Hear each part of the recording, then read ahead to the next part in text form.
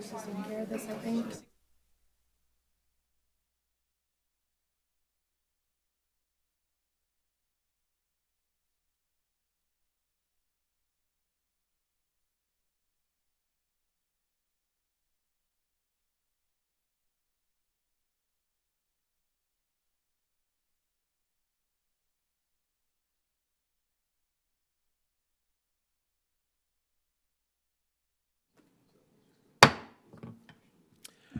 Good morning and welcome to the Polk County School Board's work session. We will now call the work session for January 13th, 2025 to order. Thank you to our staff who are available and accessible to help and address any questions that we may have. As a board, we strive to work with you to ensure that we achieve our mission to provide a high-quality education for all students. I would like to start by reading our Who Are We statement. We are the Polk County Leadership Governance Team. If we were to pick one phrase to define us, it would be student-centered, because when we come together to work, we lean on our diverse backgrounds and experiences to ensure that our decisions are focused on providing a high-quality education for all students. The four most important things to our governance team are operating with integrity, respecting our students, staff, families, and each other, establishing a culture where stakeholders feel valued, supported, and have opportunities for personal and professional growth, and supporting an approach of continuous improvement to ensure student outcomes. Collectively, we will work on behalf of the children we serve and find avenues of agreement so that we can govern the district in an effective manner. There is no acceptable alternative. We will always collaborate in a respectful manner in order to enhance opportunities for each student and staff member. We will not disparage others. Our students will thrive because we will remain committed to supporting the whole child. We hope to engage and empower our students and stakeholders to create a community of lifelong learners. At this time, I would like to turn it over to Superintendent Hyde to lead us in our work session. Good morning, Mr. Chair, members of the board, members of staff, and faculty. Thank you for being here today. First items on our workshop this morning are related to charter schools. So I'd like to bring up to the podium Ms. Candice Amato. Ms. Amato. Good morning and Happy New Year. I know we're already in the middle of the month, but Happy New Year anyways.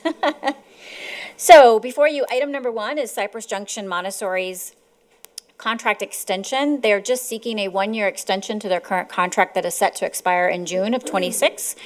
They are requesting this because they are currently building a new facility, and they also want to add a high school component and have a seamless K-12 Montessori program. So we felt it would be best for them to get a one-year extension, get the building complete, and then submit a renewal application that includes a K-12 program. All other terms of the current contract will remain in place. Ms. Amato, one of the questions I received from a board member prior to today's meeting when they saw this item was, did the original contract submission include high school? If not, will they be required to now submit a high school contract or an amended application? So that is what the renewal process will be. So actually, they submitted a renewal document to us with a K-8 program. Their current contract allows them to add additional grades, but they have to include almost like a mini application. How does the staffing change? How does budgeting change? How does the building capacity? So since they wanted to add the high school component, the school and I talked about it, and it would be easier to just amend their current renewal document and submit it fresh in the fall. Ms. Miller. Good morning, Ms. Amato. I just want to speak in favor of this. I have an appointment to go and tour the building that they have started, and Winter Haven is very receptive of this school. It's been well supported throughout the years under this leadership. It's been more inclusive than it's ever been before, and I'm glad to see that they're growing because I know when we have these partnerships, when we have people that are good partners with us, it makes it a lot easier for us with families. So thank you. Mr. Sharpless. I also want to speak in favor of this. I actually was able to attend the groundbreaking ceremony for their new building. Leadership at the school is tremendous. the community definitely desires this school and the Montessori model in general. And so I think it just makes sense with the new building to grow into additional grades. So if you're listening, Dr. Newman Lake, keep up the good work. Mr. Keys? Yeah, well said by the other two board members, and I was just saying, want to speak in favor of this as well. No further questions or comments? Okay. So the contract extension will come to the July board meeting, and then their new charter renewal document will come to you next spring. So, okay. That's it for item number 1. Can I move on to 2? Okay. Yeah. All right, so item number 2, I know you have seen McKeel on the agenda quite frequently over the course of the past semester. So what you have today is the actual brand-new charter application that they submitted to the district to open a K-6 program on the Kingsford campus. I know you've seen seen Mr. Black up here several times discussing their program and what they're looking to do. So this is a report out of the actual application that we received from the McKeel. So as you know, McKeel is a high-performing charter school, and they are proposing to open an elementary school in August of '24 to serve approximately 434 students. As with all charter applications, the charter review team conducted a comprehensive review using the state's evaluation instrument. We did keep this process streamlined and to replicate what we do for other charter applications, although the facility was a previous Polk County School Board building, but we wanted to make sure that we were consistent and fair through the whole process. We used the state's evaluation instrument, which encompasses 12 different sections. The charter review team met multiple times over the course of the review with area of expertise sharing insight about the application. The application was rated based on the findings from the charter review team using the state's evaluation instrument. The application received a rating of meets the standards on 11 sections and a partially meets the standard on 1 section. Overall, the charter review team felt confident in recommending to the board and to the superintendent the approval of the McKeel Academy Mulberry and voted unanimously 16-0 to bring to the board. I did provide you in the agenda as the attachments, the actual completed evaluation instrument as well as a summary of the application, should you have additional questions. Dr. Allen? Thank you, Superintendent. Ms. Amato, I was curious on the executive summary. This is a new look for us. Can you give a little background on that? So we have an outside consultant who thought that this would be a great way to break down the application in an easier format for easier reading. All right, very good. And we totally supported that. Yeah. I like the way this was organized, and I just thought it was a strong application, and so great work by the review team. Mr. Keys? Good morning, Ms. Amato. Thank you for that. The question I had is the one on the review on the partially meet standard. I kind of looked at that, and the nature of it, obviously, in my line of work, sparked my attention. So I want to know, and this is just, I'm not worried at all about the financial, position of that school, that they do very well. But did they ever get that issue resolved with the interest rate on the note? I'm curious, because it was partially meets, and wondering it because I know there's contingency plans for it laid out, but I want to know if it was ever resolved. Do we have any idea on that? So basically what's going to happen is more than likely the schools of McKeel, the actual parent organization, will forgive the loan. Okay. So there will be no interest rate. It won't matter. Okay. Thank you. There is nothing further, Ms. Amato. Thank you. All right, thank you. This will come before the board for a vote the end of January. Thank you, Ms. Amato. Next 2 items are under Ms. Pasco's purview. Both are related to our SAP upgrade, and they're essentially changes or the addition of an additional, they call it a mock cutover, and then the second one is a change to our go-live date for payroll. Ms. Pasco. Hi, good morning. How is everybody? I have with me Diane Rivera. You can't stand behind me. There you go. Diane Rivera is our Senior Director of SAP. our software development team. And she's with me in case you have any deep technical questions. She manages the technical team. Plus, I also like for you to know all the other people that work on these, since you hear so much from me in so many areas. All right, so let's start off quickly. One more thing. Had some things going on. I left my hearing aids at home, so I apologize. I might be a little slow with some processing. So mock cutover, essentially data migration, is a challenging thing to think about. This is as simplified as I can make it in an example, and feel free to ask me any questions.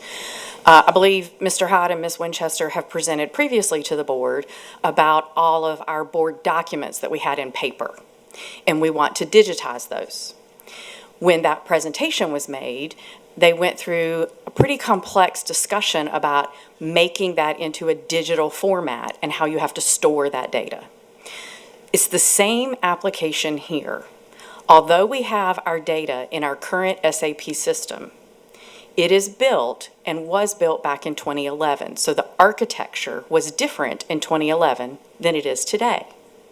Part of this upgrade is getting us into a new cloud-based system that has security protocols, compliance regulations, and so the structure is different. We actually have to pick the data up from one system and move it into the next system. Everybody with me so far? Okay. The second piece to that is the data isn't holistic, meaning when you look at a database, I might have Mr. Hyde's personal data. Well, we've got to look at pay information, employment information, addresses. That is stored in different places. So we actually pick the data up piece by piece and move it over and then check that if it's correct. It's a fairly complex system in the back end that involves extracts, imports, checking of data errors, looking at what's occurring.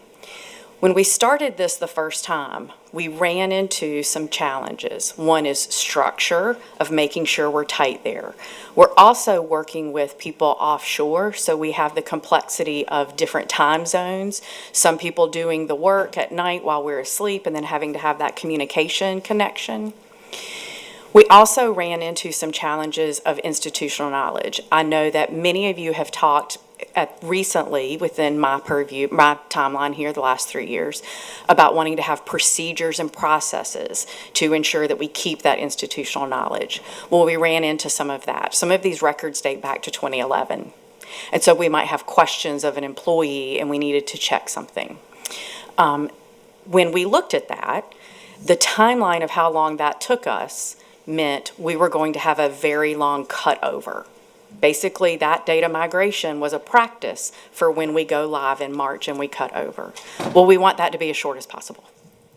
We want to make the cutover to be quick, efficient, accurate, and I'll talk about that in a couple of minutes. And so we needed to have another practice. In order to have another practice that lets us clean our data, it lets us process this, it lets us make sure we have tight communications, and it gives us the confidence level when we go to our actual cutover that we will be good, our data will be clean, and everything will be working as it should. Mr. Hyde, any more explanation you want me to give? Any questions from the board? There are none. All right. I'm going to move on to the second one, which is an extension aligning our cutover with payroll. So as you know, payroll is extremely important.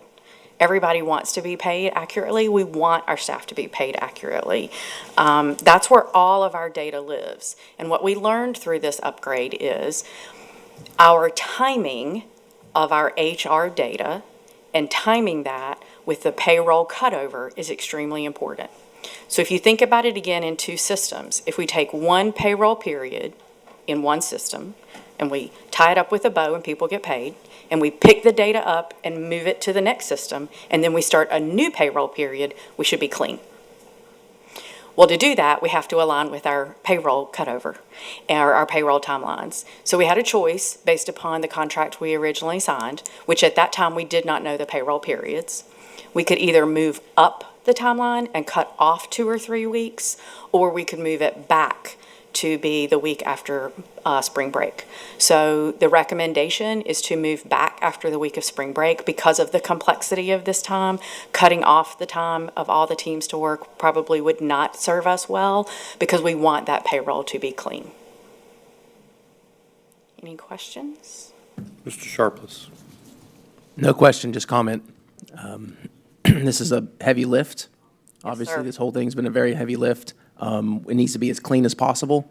The last thing any of us board members want is our emails flooded with upset employees saying that their pay was not correct. So if we have to take, I think adjusting it the week after spring break, and this is my opinion, is probably a smarter move. Get as much time as we can to get it right. So I'm all for it. Let's get it right, and let's get it done, and let's update from 2011. Yes, sir. So thank you. You're welcome. Ms. Keys. Thank you so much. The update is long overdue. I think Mr. Sharp has just stated that. But I just want to say thank you to always keeping us updated. I think, and it is a huge, enormous task, but I think that the benefits we're going to see afterwards are well worth the work. But I'm always amazed by how much work you and your team do with such little resources. This should take a lot more individuals on task than you have, and constantly battling industry demands. You truly have to have a staff that's dedicated to the mission we have, and I think that you at the forefront of that helps out a lot. So thank you for the work of you and your team and constantly pushing forward on this because it is a big lift and it's vitally important. Though. Thank you. You're welcome. If I might add, I would be remiss if I didn't say that this is a truly operational collaborative effort. On this front, phase one, HR, staffing, budget, employee labor relations, certification, risk, IT. Have I missed anybody? I hope not. For the training that we did, I want to give a shout out to the principals. We did training within their schools. They went above and beyond. The tech liaisons presented, the network managers, support services has been involved. It truly has been the most collaborative effort I've ever seen from a group of people where you have to know when to lead, when to follow, when to ask questions, when to not. It's something I'm very proud to have said I've been part of Polk County Public Schools for this effort. So I want to make sure that they all know that they are. They might not be standing here doing their other work right now, but they are truly represented. Thank you. There are no further questions. Thank you. Thank you. At this time, I'd like to bring up Laura Sawyer and Tammy Williams to talk about Translate Live pilot program.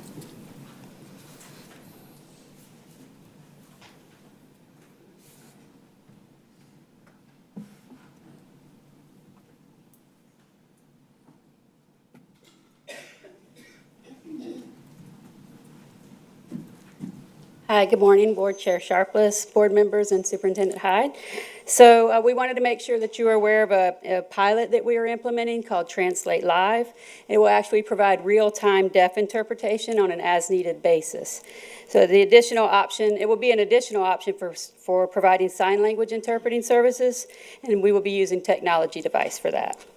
It's a free program as far as the pilot goes, and it will be 60 to 120 minutes of interpreter services. There will be no cost for the district. And then I'll let Mrs. Pasco speak about the actual training aspect.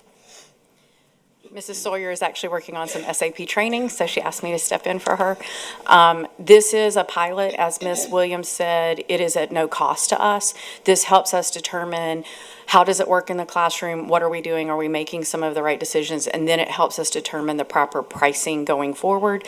So there will need to be a significant amount of training. That also lets us determine how we would roll out the training, other things we would do, and determine if this is something that she and the team want to proceed with and get that information back to Mr. Hyde so that he can make the appropriate decisions. Any questions? Ms. Miller.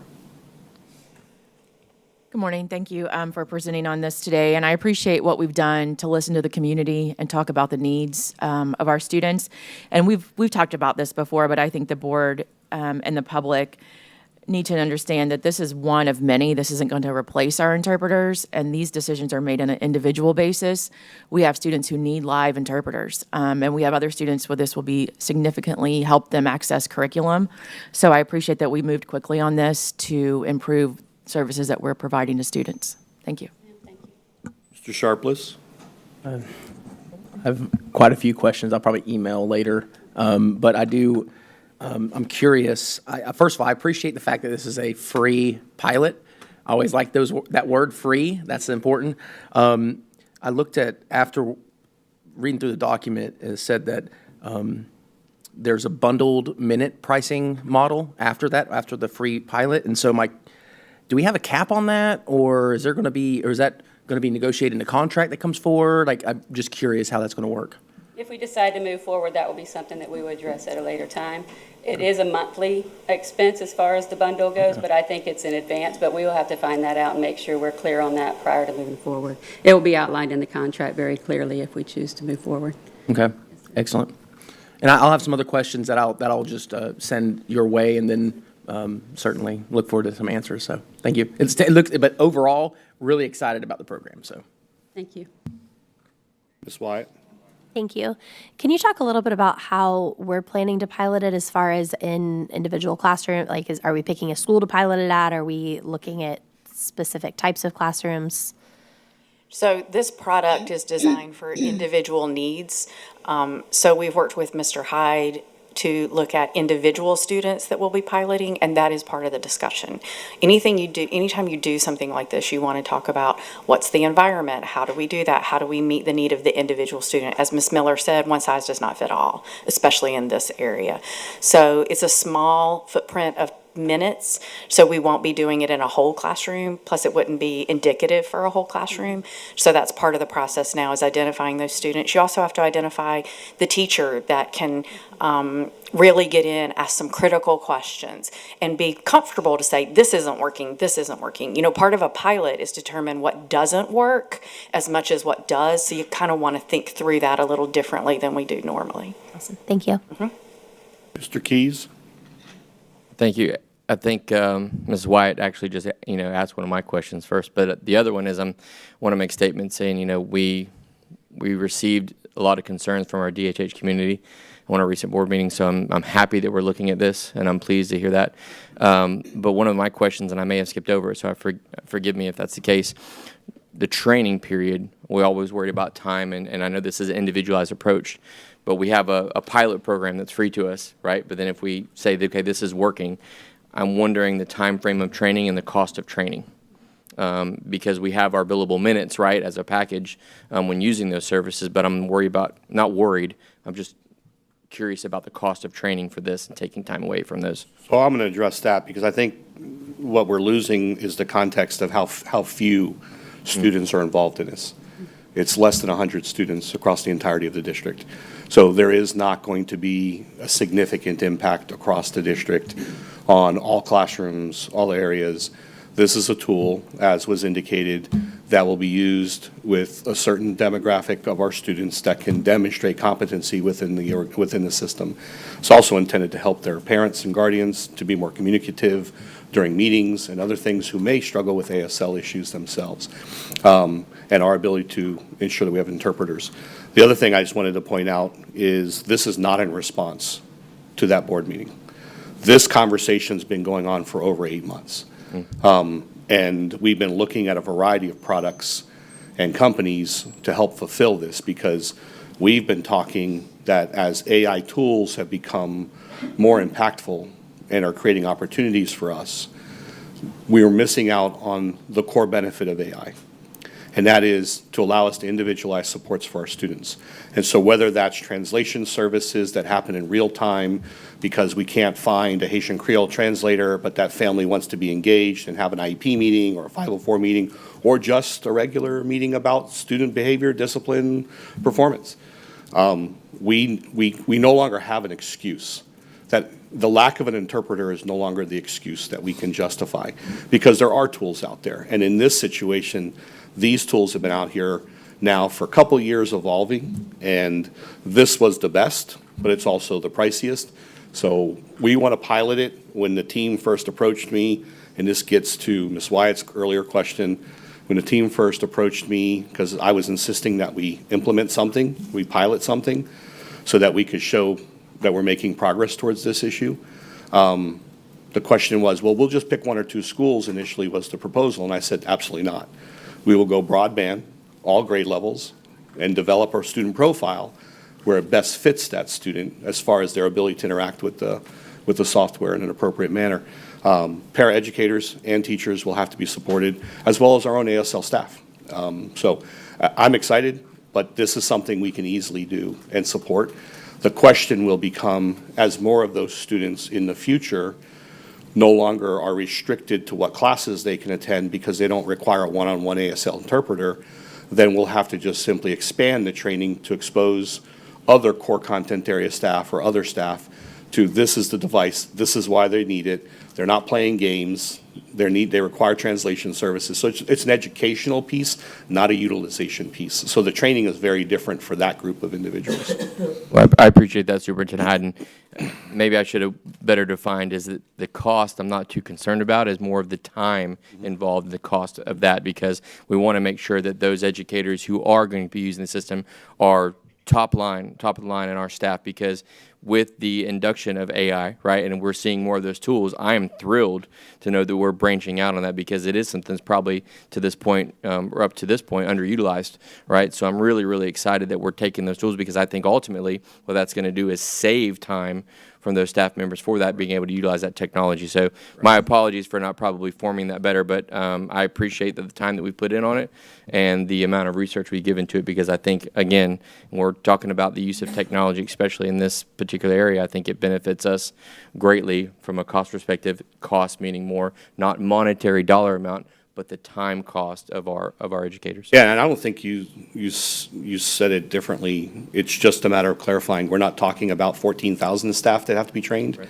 It's a very small targeted group initially, and that can be done through their existing professional development opportunities. So there should not be any additional cost for training, other than if there's a need to bring in a trainer from the company. But typically that's negotiated in the contract, and we don't typically pay a fee for that with contracted services. But every contract's unique, and we'll work towards that goal. Thank you, sir. Yes, thank you. Mr. Hyde, if I could just add, when you both talked about this, you also want to consider the training for the technology support in the building. The network manager needs to be trained. There needs to be some understanding, and so that's our footprint, that we use the IIQ knowledge base so that we have all of that information the help desk knows. And to your training, one area of support that we do with all of our digital tools is we try very hard not to have only the outside person training. We pull somebody in from here so that we make sure we're giving our educators the full experience to know this might be something from the vendor, but these are things we do to support as well, so they're not having to get pulled from multiple people. Excellent. Thank you. Dr. Allen. Yeah, I mean, I think the context was much appreciated, Superintendent. I think you answered quite a few of my questions. I mean, it's a piece of software, right? And, you know, I think of, you know, our elementary schools are Mac-based or Apple-based, and middle school, high school are PC-based. So just deployment, I was thinking about some of those things. I mean, I think the context answered most of my questions. But I mean, it does seem like a very innovative tool. Implementation of AI, I've just been following that with just the most recent release of AirPods and integration within the Apple ecosystem as well. So yeah, so I definitely think that we're right at the cusp of some really interesting things in this. So I'm glad that we're there with it. So, but I don't know if you want to speak to a little bit of that and yeah. The soft skills with AI are a little different. So when you think about, well, this morning I checked my bank balance. There's no AI using that. I know I log in, I look at the balance, I see my transactions. The only AI component I might have is if I go to a chat and I talk to a bot. Well, that's not giving me a personalized experience. What we're talking about right now is using digital tools for a personalized experience, and the AI responds to the student. Well, that's a different skill set. So it's a different skill set for the teacher. We have to train them a little differently about how do you understand when the student says, I'm not sure this is right, or I need help here. They can't go back and they can't look at a checklist. So you want to grow that skill and the capacity. And that's one of the reasons also for going slow to go fast is it's that problem-solving skill, and empower them to know it's okay, we're going to go through this problem-solving, and here's who can help you. So Dr. Allen, that's always changing. You know, you and I have talked about AI, and that is one of the challenges with AI is it teaches itself, it's always growing, it does that exact process. So if we as the human aren't thinking that way, it's kind of hard to engage with it. So we want to make sure that we're supporting those teachers so that they understand how to problem solve, and we can get that problem solving to them quickly so that that student is supported in that moment. And as Ms. Miller says, still providing the human component that needs to with students, that's where it's more appropriate. Great, thank you. No further questions. Thank you. Thank you. Board members, the last item left under the superintendent's report is an update on the STEAL program and our intent to expand the program. Good morning, Board and Mr. Hyde. Thank you so much for having us today. I'm really going to turn it over to Laura Webster and Dr. Hodges, who've been important part of writing the grant and getting the program off the ground. So they're excited to share how well it's going and to expand. So. You should have a presentation. You should have a presentation, and thank you for Oh, there it allowing is. us to come today to present. What we wanted to do is update you on the RIDGE program that started this year in August. We're in year 2 of the grant. It's a 3-year grant cycle. We're in year 2. Year 1, we did not have students, so this is our first year with students. But you do have a presentation that has some of this information in it. The STEAL program is a 2-year comprehensive post-secondary program designed to prepare adults with intellectual disabilities for independent living and employment. The program at Ridge Technical College is an approved Florida post-secondary comprehensive transition program recognized by the Florida Center for Students with Unique Abilities, and this program and that organization provides the program grant funds and the student scholarships. Participants in this program exit the program with employment, independent functioning, communication, and daily living skills necessary to be an active participant in their community. Right now, at the STEAL program at Ridge Technical College, we have students participating in the culinary hospitality program. These students are participating in an inclusive environment with other students enrolled in the program. They are provided with accommodations within those classes as needed, but they work alongside the students that are also participating in that program. The STEAL program also provides the students 2 classes in which they work with the STEAL program teacher to have specific instruction and evaluated on their soft skills, which is done daily from the work inside their STEAL program classroom and the culinary hospitality classroom, daily living, communication skills, self-advocacy and self-determination skills, social skills, budgeting, and housing. The connection with the appropriate state agencies is also part of the program, and all students are currently connected with vocational rehabilitation. This program is all about our relationships that we have helped build for the students and with the students. It's very collaborative. It starts with the individuals at the college, but in the community, we have worked specifically with vocational rehabilitation, and they have worked with us and have designated a specific VR consultant to work with our students. All of our students that are currently in the program are connected with VR and have a plan of service with them. They're going to be an integral part of their journey through the program and after the program. We also have partnered with Citrus Connection, which is our public transportation provider, to work closely with the mobility manager there, and we provide transportation for our students, if needed, to the campus. We have one student that is currently participating in those services. We have advisory council members from around the community to support the students in their work and to provide collaborative expertise in what they're trying to do and what their ultimate goal in their position or job is. We have ESE staff that are working with us throughout the district, the transition team, the ESE facilitators, the ESE specialists. They're helping to identify students and share program information during IEP meetings with students. These are the students that will be our applicant, recruiting applicant pool for future program participants. We have several goals that we have to report for FCSUA each quarter. The first goal is still students will increase their academic and occupational skills in their selected program of study.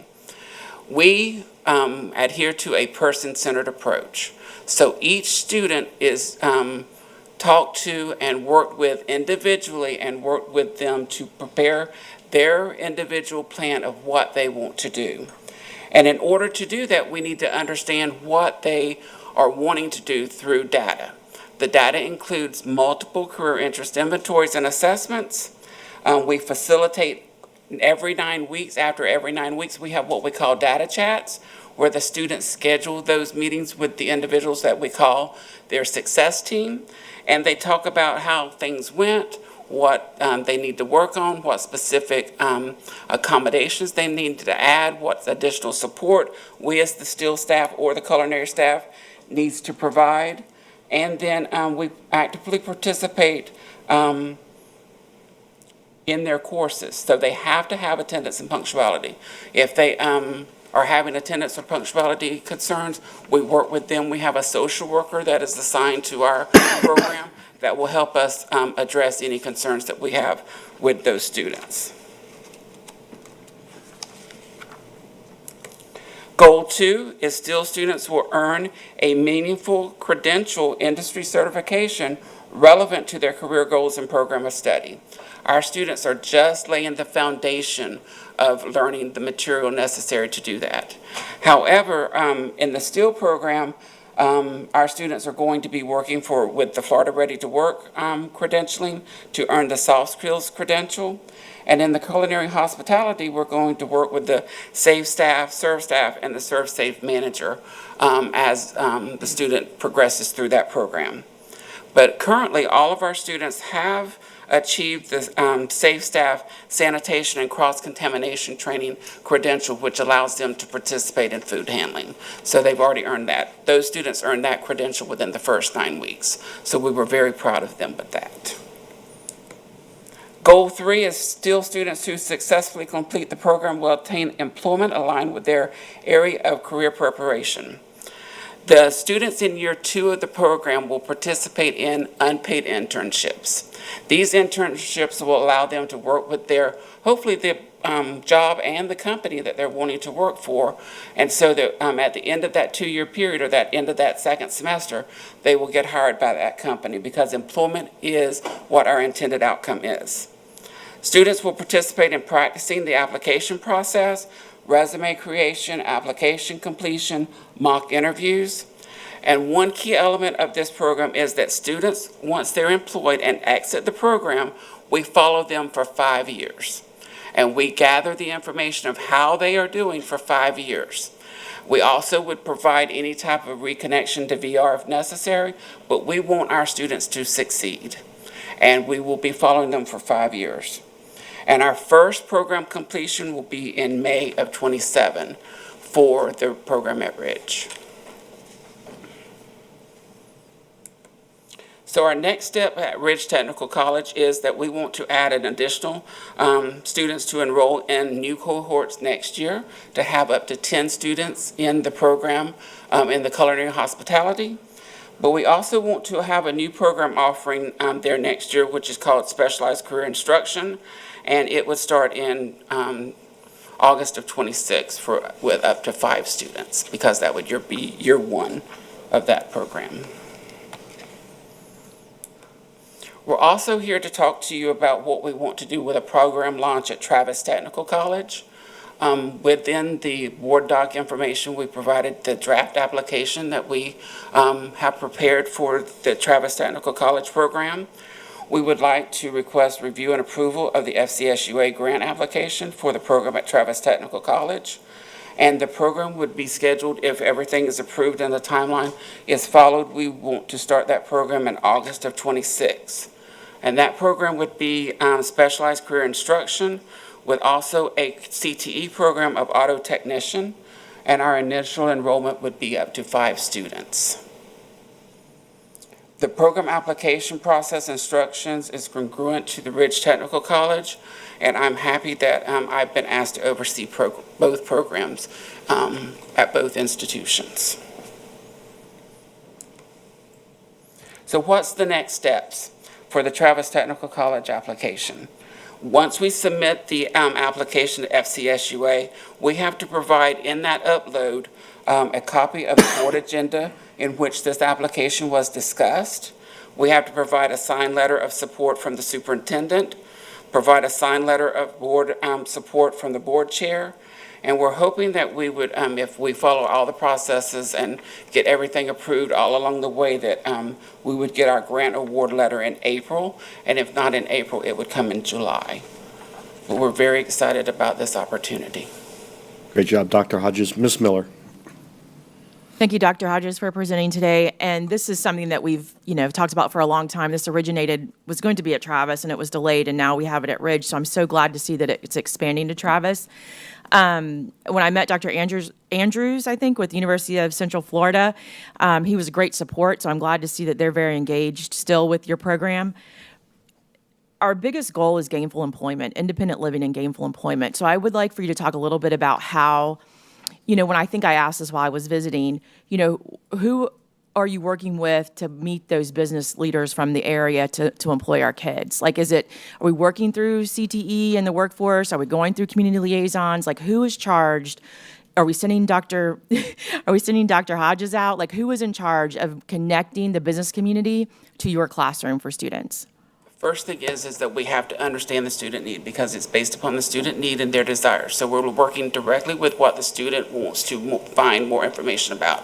So I've been reaching out, and then I've also been working through our advisory board to help us with that information. And Laura's also been very, very helpful in giving me contacts of other business information from other leaders in the community that can help us. And our advisory board members have been great to provide information as well.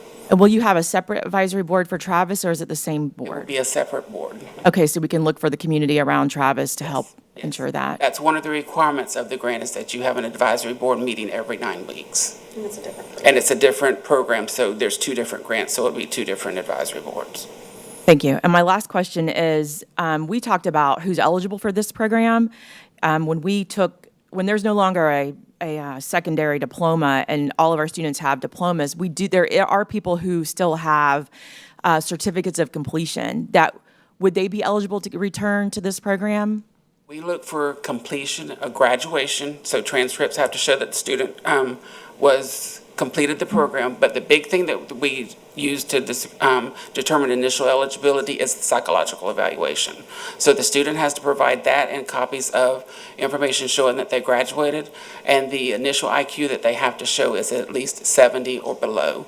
And then once that information is provided and we determine initial eligibility, then we continue to meet with them through the application process to get them ready to begin to come be a part of our program. There's not an age limit for this program. Correct. Thank you.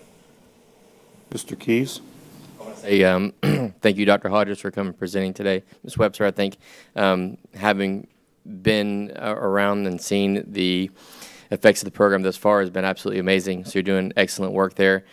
Small but mighty, right? And I was thinking if you ever have an opportunity of the board members to see the impact that it makes on these transition students, it's absolutely fantastic. And Ms. Miller hit the nail on the head. The goal is gainful employment and a sense of independence.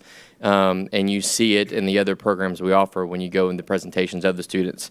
We did that Success Seminar back in May, and just to see the excitement and going through the journey, the things they've learned, going out to these different employers and opportunities. It's just absolutely fantastic. So great job to your team and everything you do there. And like I said, small but mighty. It's a small group of students and a small team, but wow, the impact they make is phenomenal. I'm happy to see the program expand. So thank you for your hard work. And last, I'll say, and it's amazing too, is that this isn't something that you guys are doing alone. The community partnerships with UCF and Citrus Connection Publix and the community support around We Have It is integral to making sure this is successful, because in these opportunities, this isn't for every small business. This isn't for every employer. And so finding a niche these students can explore and just, and have the opportunities is fantastic. So thank you to those community partners as well, because without them, we couldn't do it either, right? So thank you so much. It's all about the relationships. That's right. Thank you. Mr. Sharpless? Going off kind of what previously was asked, I was just curious, what, do we have a list of community partners that have committed to offering internships that transition into job for these students? Right now, we have commitments. 2 of our students want to work at Publix. Okay. So we have commitments from Publix. Their person at the corporate level is on our advisory committee, so she Okay. has worked with us closely on that. Also, one student still not totally decided, because culinary hospitality has such a wide variety. Right now, they're thinking that they may want to work at a theme park or at a resort. So we're trying to niche down, get it tighter down through interest inventories assessments, using products like Zello to see specifically where the student wants to explore more, and then we'll be working with that as well. And my only other question is, I saw in there that it's currently 5 students, but you're going to increase to 10. Yes, sir. I kind of already, I have an idea that what the answer is going to be to this, but is that capacity serving the need of our district, or are we needing to expand this program? It will grow exponentially after each year and after each grant cycle. Each grant cycle's 3 years. Our initial enrollment is 5, but we can have up to 10 students per program. So that would be the culinary program and the specialized instruction. So there could be at least, after we get off the ground, there could be at least 20 students at each of these institutions based upon their CTE programming. Would that serve our district's need, or will we need to increase that number? We will be looking to increase that number in the different programming that will be offered and open to our students at each of those institutions. But there are plans to exponentially create additional programs after each grant cycle. Thank you, sir. Ms. Fields? Thank you. This is a great opportunity for kids that sometimes are just forgotten. Absolutely. I wanted to know if you can kind of explain the process for the application process. I know you said they have to have a IQ below 70, but what's the process? How are students identified, and how do you promote the program? Let's start with the marketing and recruitment. What we do is we have had brochures, website, Facebook page, Instagram, all of those components to help promote the program. We've also provided information to all of our ESE facilitators and program compliance specialists at the high schools so that they have this information. We've also reached out to the ESE, Dr. Bruno, which is the ESE Director of Instruction, and sits on our advisory board, so she is aware of what we're doing and promotes it through the ESE department. We are asking that our facilitators talk about this at IEP meetings as a transition option. And then once the student is identified, what we do is we ask them to send us the application, the psychological evaluation, and the transcripts to determine initial eligibility. And then after they meet that requirement, it's a personalized approach where we call them, ask them to come into our office, and we work through them to complete the application for the institution. We have an additional application that's electronic that we ask them to complete to help us understand their level of independence and the support that they may need to provide. And then we continue to work with them individually until the day they start. Thank you. Ms. Wallace? Thank you for It's nice to speak for the first time, so thanks. I was just curious in terms of you cannot put a price tag on a lifetime of dignity and independence and the innumerable benefits of the family members and everyone involved and the community. I always feel extra blessed when I get to interact with someone with a disability or an intellectual disability who's out in the workforce. I'm always blessed. I just was curious about the economics of this, like in terms of how much we are being awarded over a 3-year period where we get to get to this award, and then how much the district has to step in to make all of this possible. The district support is vital in order to do this. We, as a grant, it's a 3-year grant, and each year you can get up to $500,000. Okay. So $1.5 million. That's one pot of money, that's the grant side. Then the scholarship pot of money is for the students for tuition, fees, and transportation, meals. We try to eliminate all the barriers in that scholarship pot of money for the students. So we're trying, they can get up to $15,000. Right now, the award amount is $9,500 per student, per year. Right. So then with a $500,000 over 3 years, or you said per year, $500,000 per year? Yes. So it's $1.5 million plus For 3 years. for 3 years to serve 10 students. Or more, because based upon what your application is saying. Okay. So our initial application is going to be 2 programs, and we're increasing the program offerings next year at Ridge as well. Okay. Thanks. Does that answer your question? But my job's a blessing every day. Coming to work and working with our students is a wonderful opportunity every day. And this is something that our district's never had as a post-secondary opportunity, and I'm thrilled to be a part of it. Yeah, you actually, by mentioning that, and I know that there are people on this board who are way more knowledgeable than me, but being new, I'm learning things all the time. But you know what, if I'm a young adult who's just come out of our system and looking and has an IQ in that range and looking to continue to build my skills and hopefully become more independent and working, what is out there right now were we not to be offering this? This has not been offered except at Southeastern University previously, and that's a private institution. So Right. they had their program. But previously, the only offerings was students to go find their own program or be connected with organizations. But the big connection that needed to have been made is vocational rehabilitation. So vocational rehabilitation can work with the student, create a plan, and then work with them to create their whatever success looks like for them. And that's what should have happened. But now we're going to have this program as an option where students would flow out of the traditional 9-12 transition programs or high school programs and be able to participate in this where we continue the work, we get much more into what the student wants and desires and help them meet that goal, whatever success looks like. That's when we call the people that come together to work with the individual student a success team. And sorry for my bullet Oh, you're fine. questions. Does the program in terms of instructional time for the students, is it a full school year where it's 6-7 hours a day like Yes. that? Yes, Okay. they have the same schedule as Ridge right now. Okay, thank you. Oh, and, sorry. So last question. It sounds like that the district would not have to step in any financial resources, that the grant pays for the whole cost. Correct. Okay, thank you.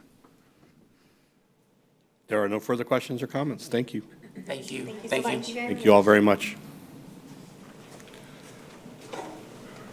Board members, the next item is under budget and staffing. It's the FEFP Florida Education Finance Program explanation, and we have Ms. Jenkins with us today.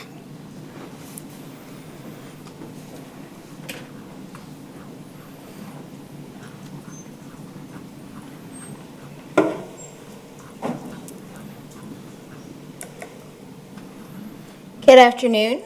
Today, we're going to talk about the FEFP, which is a little bit complex and exciting as part of our budget series.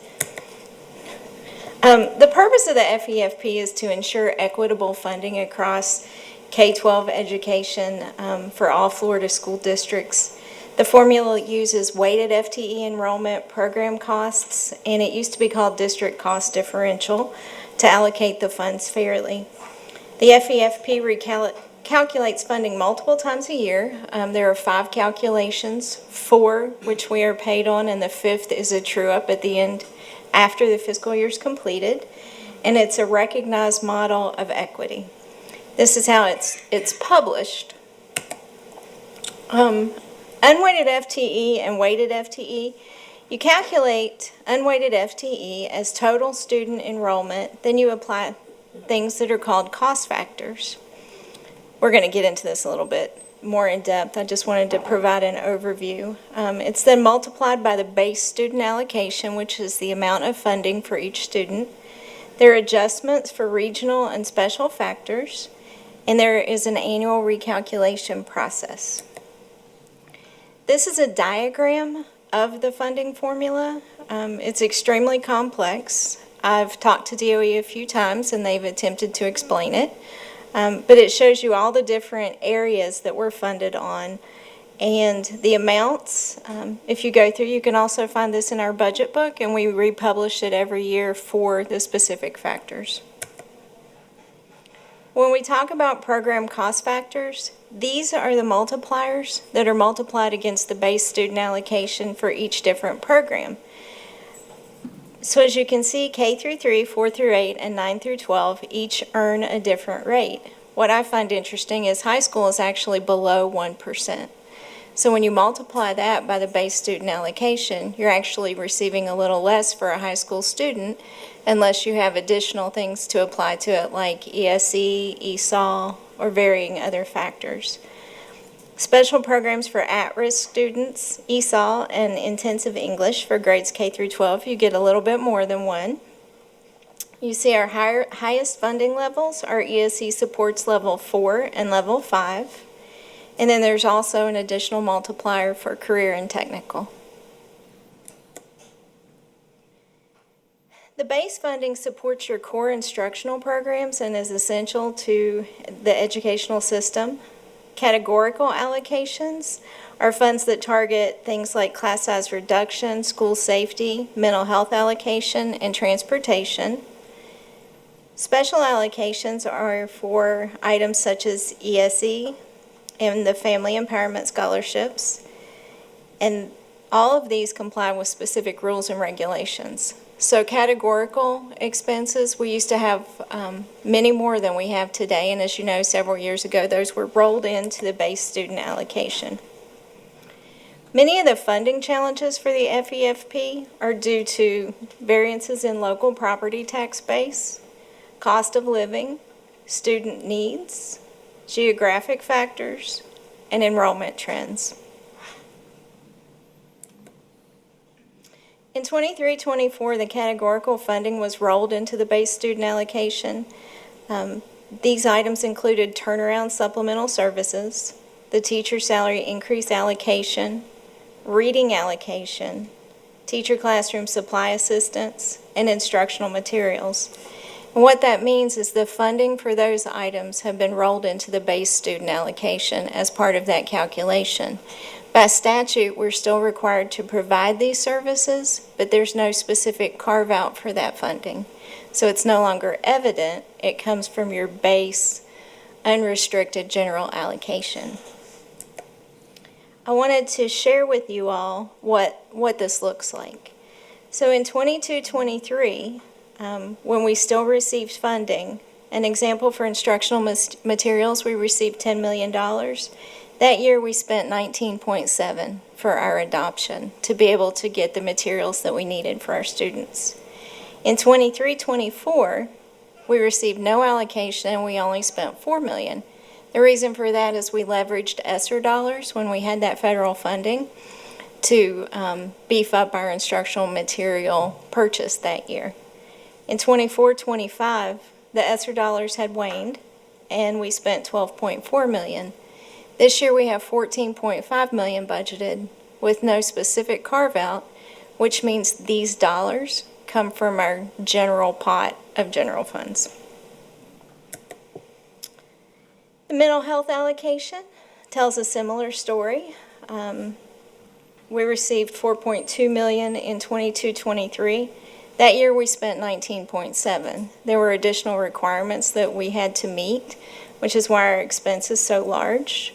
In 23-24, we again leveraged ESSER dollars to help with this allocation.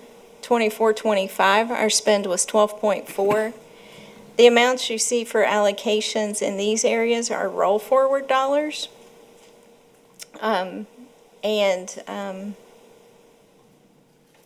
Funds that we had set aside in prior fiscal years to come forward. Reading allocation. This allocation is no longer given as well. It tells the same story, that we no longer have funding specifically carved out. School safety. This is one of my favorites. So these funds pay for our SROs, and the allocation we receive is not enough to actually pay for the expenses that are required to make sure our schools are covered. So this year, we're spending about $10 million more than what we're allocated to ensure our school safety requirements are met. Transportation. We're spending $17.3 million more than our allocation. This is largely due to the fact that Polk County is so big. We have so many schools. We have to structure our routes to serve both all of elementary, middle, and high. So we do have a funding shortage in this area as well. Our reimbursement rate, as I shared at the retreat, averages about 62% from the state. The turnaround supplement, this is to serve our schools that are struggling and having difficulties. This was rolled into the Educational Enrichment Fund this year, which is formerly known as SAI. So it's no longer a specific carve-out. However, they do specify how much of that educational enrichment goes to turnaround. And this year it's $903,000, and there are 2 schools that are included. Teacher classroom supply assistance. By statute, we still provide $300 per teacher to aid in their classroom supply purchases. It is part of the base student allocation. The amounts you see for expenses are calculated at $300 per teacher. This year we have $2 million budgeted, and again, no specific funding for that. ESE guaranteed allocation. A lot of folks believe that our ESE teachers are paid from the IDEA grant, which is a federal grant, when in actuality they're paid from the general fund. IDEA covers special services. So we're receiving $54.5 million. We're spending almost $100 million, which is $44.5 million over our allocation. There's also an additional component. Whenever you spend a specific amount in any given year for ESE, you're required to meet that same amount in the following year unless you can provide a detailed description. It's called maintenance of services. So if you have a drop in students that have IEPs, then you can justify that area. But if there are no changes in your population, you're required to expend at least what you did in the prior year. The reason I tell you all this today is the total amount that comes over our funding is $96.4 million. So that doesn't mean that we're overexpending our budget by $94.6 million. What it means is from our general pot of discretionary funds to meet these unfunded mandates and the needs of our schools, we have to take the funds from the same pot that we pay for our salary increases and our health insurance, our utilities, and all our other operating expenses in order to apply it to these. Another area that has affected how we budget is the Family Empowerment Scholarship. It took effect in 2020-21. Prior to that, it was the McKay Scholarship. This chart, which you can look at in detail at your leisure, has our forecasted FTE, the Family Empowerment EO FTE, which is equal opportunity, FESUA FTE, which is unique abilities, and the total amount. In the first 3 years that we received the allocation, the FTE was not available to the districts, but we did start receiving a little bit more detail in 23-24. 7,917 students accepted the Family Empowerment Scholarship in 23-24, resulting in $57.5 million of funding being diverted from the district to those scholarships. In 24-25, almost 11,300 students, which resulted in $79.6 million being diverted. And this year, 16,296 students have taken the scholarship, which equates to about $117 million in funding that has been diverted to the scholarships rather than the district.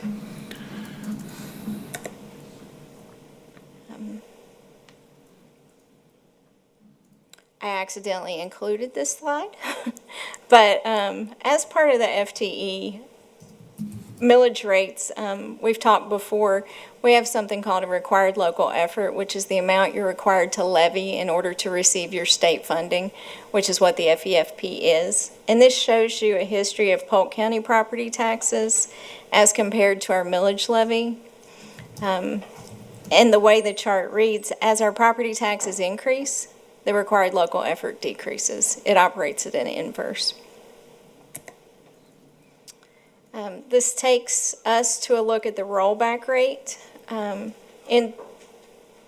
2012-13 is where it really became evident. You all may have heard this from Mr. Pitts. This is one of his favorite areas to speak on.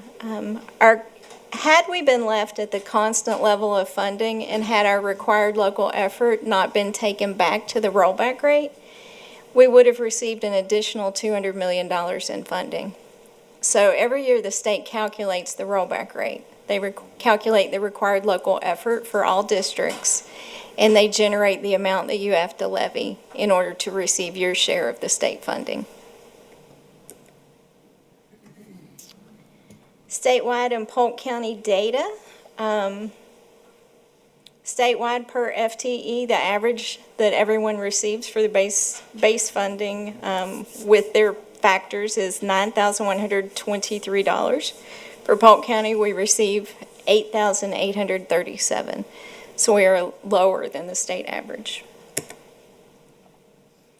And then I included sources and documentation if you would like to look up some additional things related to the FTE and FEFP.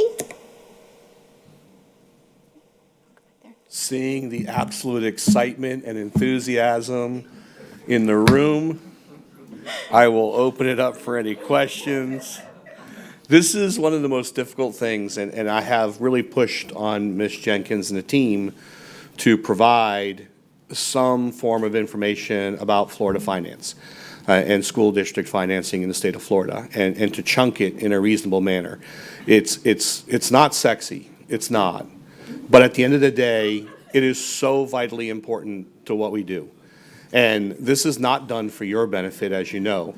This is largely done to ensure that the community at large gets to hear this information because, as you know, we publish all of these videos. And so the reason why we do this with a high level of transparency is we have an obligation to educate the community so that there are no false assumptions about A, how much money we receive, and B, how much money we spend. Many of these categories, as Ms. Jenkins highlighted, we exceed our overall general allocation for. School safety is another great example. We expend on average about $15 million more per year on school safety than we're allocated. And that's simply to ensure that we have an officer or a guardian in every building and to make sure that we're meeting and complying with all the other needs of our school district to ensure that our campuses are safe and conducive to teaching and learning. So again, not the most entertaining information sometimes, but again, vitally important to our community, vitally important to our operations, because again, we don't want anybody to be misled or misconstrue how much money we receive, how we spend it, and it is important to explain categoricals. It's also important to explain, and it is an explanation. I want to clarify this a little bit further. We can complain about state funding, right? And we always advocate for additional funding to make us whole. But at the end of the day, in the absence of change, we have an obligation to explain to people, this is how much money we get, this is how we spend it, this is why we can't spend more. And that's an important thing that I think people need to understand, and especially with recent events of the board taking a position on placing a referendum on the ballot, this is part of that education process. We wanted something throughout this year that the community could look to, and we'll be pulling snippets from these presentations and placing them online for our stakeholders to view. So important information for us to share with everyone. Ms. Wallace. I happen to think this is all very fascinating. So I happen to have a quick list of questions, mainly for clarification. And I wrote them down in order. So first, and I think Superintendent Hyde, speak up if you feel more comfortable, but when you mentioned that we get 62% of the funds for our overall transportation costs, and we are a district, I assume, that has some of the highest mileage per student, given our size and how spread out we are. How does that, what would a typical district in Florida say in terms of here are our costs and here's what the state pays us? Where are we on that bell curve? I couldn't tell you that. Okay. We'd have to research that. Okay, because I think that would tell a story about how. But no one is funded even close to 80. Right, what it actually costs, right.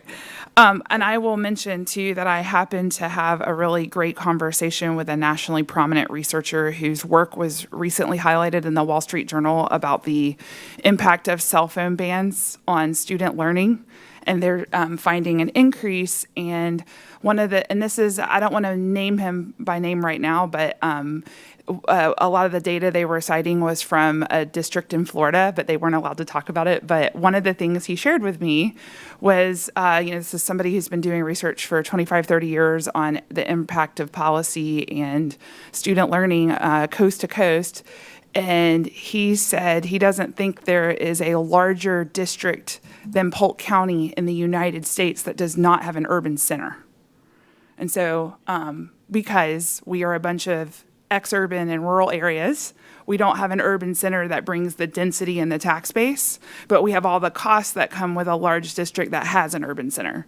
And all the other large districts in Florida have an urban center. All the large districts in the United States that are our size or have any of our enrollment, close to or above us, have an urban center, and we don't. And that's what creates that challenge where we're unique and there's not a funding formula to kind of account for that. And so therefore, some of the story you're telling, okay, so I thought that was a fascinating observation, that we may be the largest district of our very size in terms of lacking an urban center. So I'm going to continue to see if there's any other districts like that. All right, going back to, we don't have to, but in slide 8, when we were talking about the categoricals that got rolled into our base student allocation. Coming from Tallahassee over the years, I've heard that this was something districts wanted, because if the state said you had to spend X on turnaround supplemental services and our bills had varied, districts across the state were saying, everybody has different allocations that they want to spend from year to year. So if anything, this might have been perceived as a gift to us, because then when a categorical went up, as we saw, there's been fluctuations, it gave us more latitude to spend fluctuating costs. But one of the things that I didn't understand is if we had a categorical and then we didn't have a categorical, that doesn't mean we got zero, right? It doesn't, like on instructional materials, we had $10 million given to us in a categorical. And then in 23-24, that got rolled in. Well, was there evidence that the state gave us an extra $10 million in the base student allocation, or did they just cut it outright? So the formula, yes, it does give us added flexibility, and the formula was adjusted to roll these categoricals in. Yep. And if you look at the calculations, which are all available on DOE's website, in any given year, it appears that the funding has increased. But one thing that we do and provide the superintendent with, which we've provided you all with, again, is a comparison. So we look at line to line, and when you look at the overall base student allocation and you subtract things out like the Family Empowerment Scholarship, which show up as part of our whole funding, however, those funds are diverted, where they never come to the district. Correct. Charter schools, they show up as part of our revenue, but we're a pass-through, so we don't receive those funds either. So yes, we have increased flexibility no, we didn't receive the whole entire $10 million, but we do still receive funding as part of our base student allocation. It's just up to the districts to budget. It's like a giant puzzle piece that now they're cut out a little bit differently, and you have to put them together. So in other words, it would be fair in your opinion or in your professional judgment to say that when all of these areas were separate categoricals, we were generating more funding overall per pupil. In some years, that's correct, and in others, it's not. Okay. So it has varied year to year. It's just easier to see.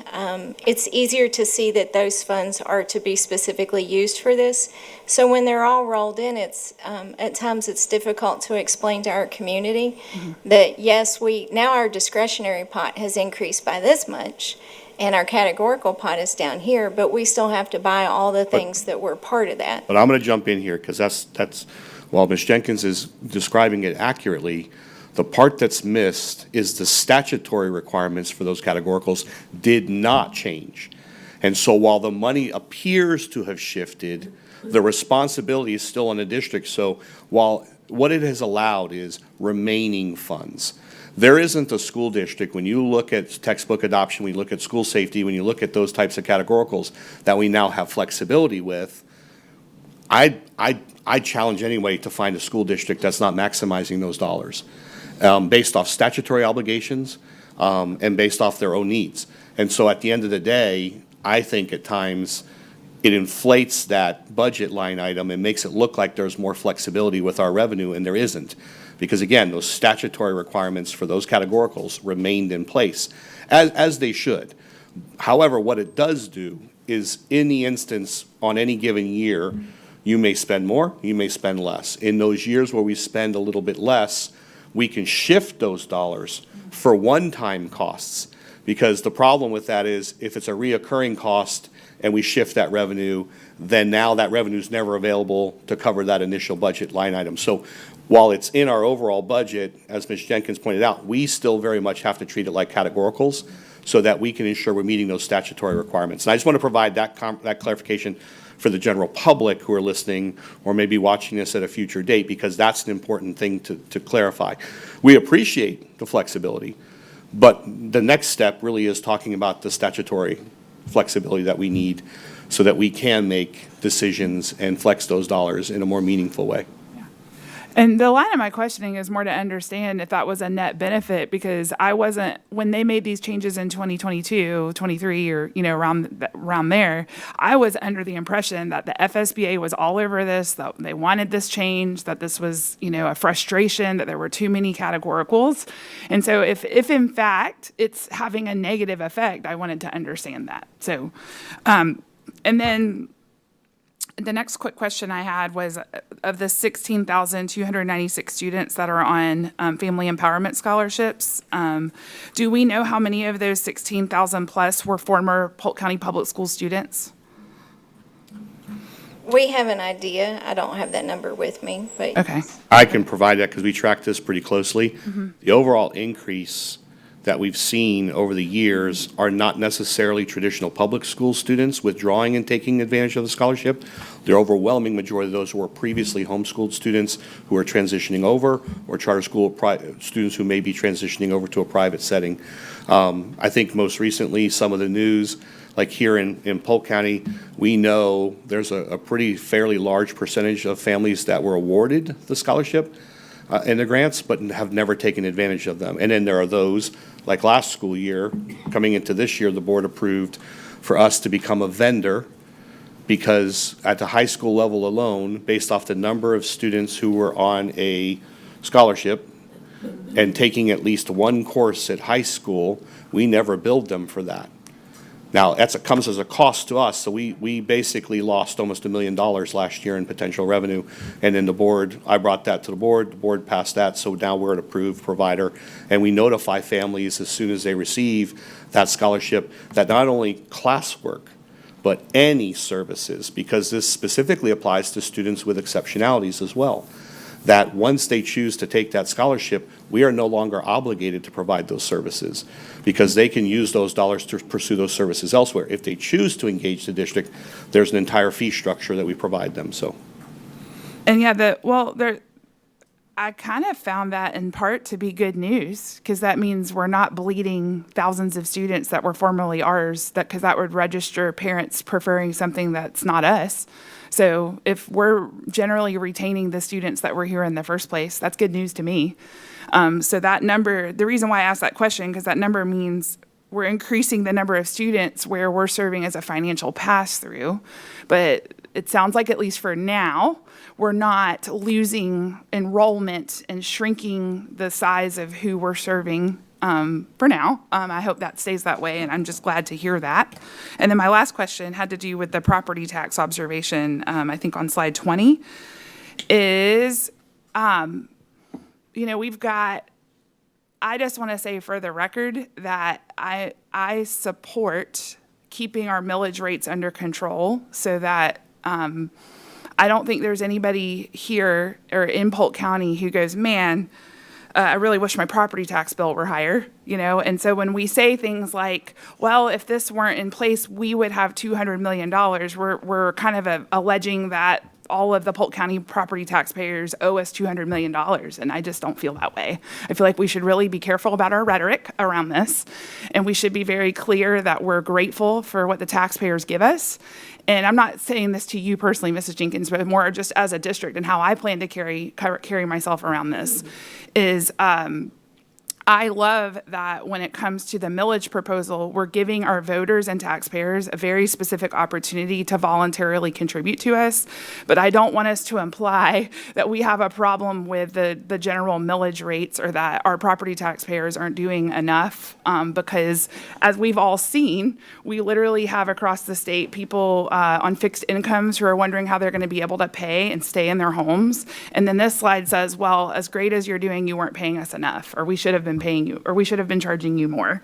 And there's a lot of opinions about that, and I'm not saying that in certain isolation it's wrong to say that, but more, I just want to make sure when we're having these conversations with the public that we're not implying that they didn't do enough or that, that we resent tax cuts, because that's not what Polk County people vote for, ask for. They generally support tax cuts. So I'm glad, I just wanted to just make that for the record that, because I'm a property taxpayer, and when I bought my house in 2019, my property tax bill septupled from the previous owner, yet my impact on the world hadn't changed. And I think I feel like I've stepped up my game, and I'm paying a lot more than the previous resident, So I'm not looking at this and going, yeah, I wish it were 20% higher, Anyway, thank you for the detail. Thank you for taking the time to explain all this and to make sure we're having these discussions with the public. And I want to be a great advocate for us and continue to help Tallahassee understand our unique position and challenge, and to continue to get the funding we deserve. May I provide an additional little bit of Sure. clarification? Sure, sorry. I may not have explained or conveyed this properly, so thank you very much for those comments. Oftentimes, we receive questions from folks that are paying their taxes, and one of the perceptions is that because our property values have gone up so much, why is our millage revenue remaining constant or consistent? So my intention, which I did not achieve, was to explain that our millage rates remain constant because of the inverse in the millage rates as compared to our property tax values, because we've gone from about 200 million in tax revenue, 200 billion, to about 600 billion, and our revenue from that has increased, but it's not increased exponentially. So thank you for those. Yeah, and Mr. Superintendent, may I ask one more question? I think that then the next, or the other contextual piece is our state made this policy change in 2012 with the purpose of keeping things more level so that if, God forbid, we have another great recession, we don't see a 30 to 40% decline in revenue and then we're laying off teachers and other essential staff because those costs never go away. So it's certainly a trade-off. And I feel like the public needs to understand that too, is that while the state was trying to make sure that revenues for essential services stay level, then when costs go up, we're not able to catch up. But when revenues go down dramatically, we're always insulated from seeing a dramatic fall off, which is ultimately, the goal. Is that your understanding? Okay. Yes, ma'am. Oh, no. Or No. no? No, I'm wrong. Okay, please. I'm not saying you're wrong. I'm just saying we have a difference of opinion. Oh, okay. I do not believe it was done for that reason. Oh. Because if it was done for that reason, I would argue and contend that the state would have put a restriction on the amount of decline or increase that property tax revenue could result in each year. They did not do that. They set a flat rate. And as a result, as property tax revenue and value has skyrocketed in Polk County due to growth, due to a number of economic factors, our overall picture has not improved.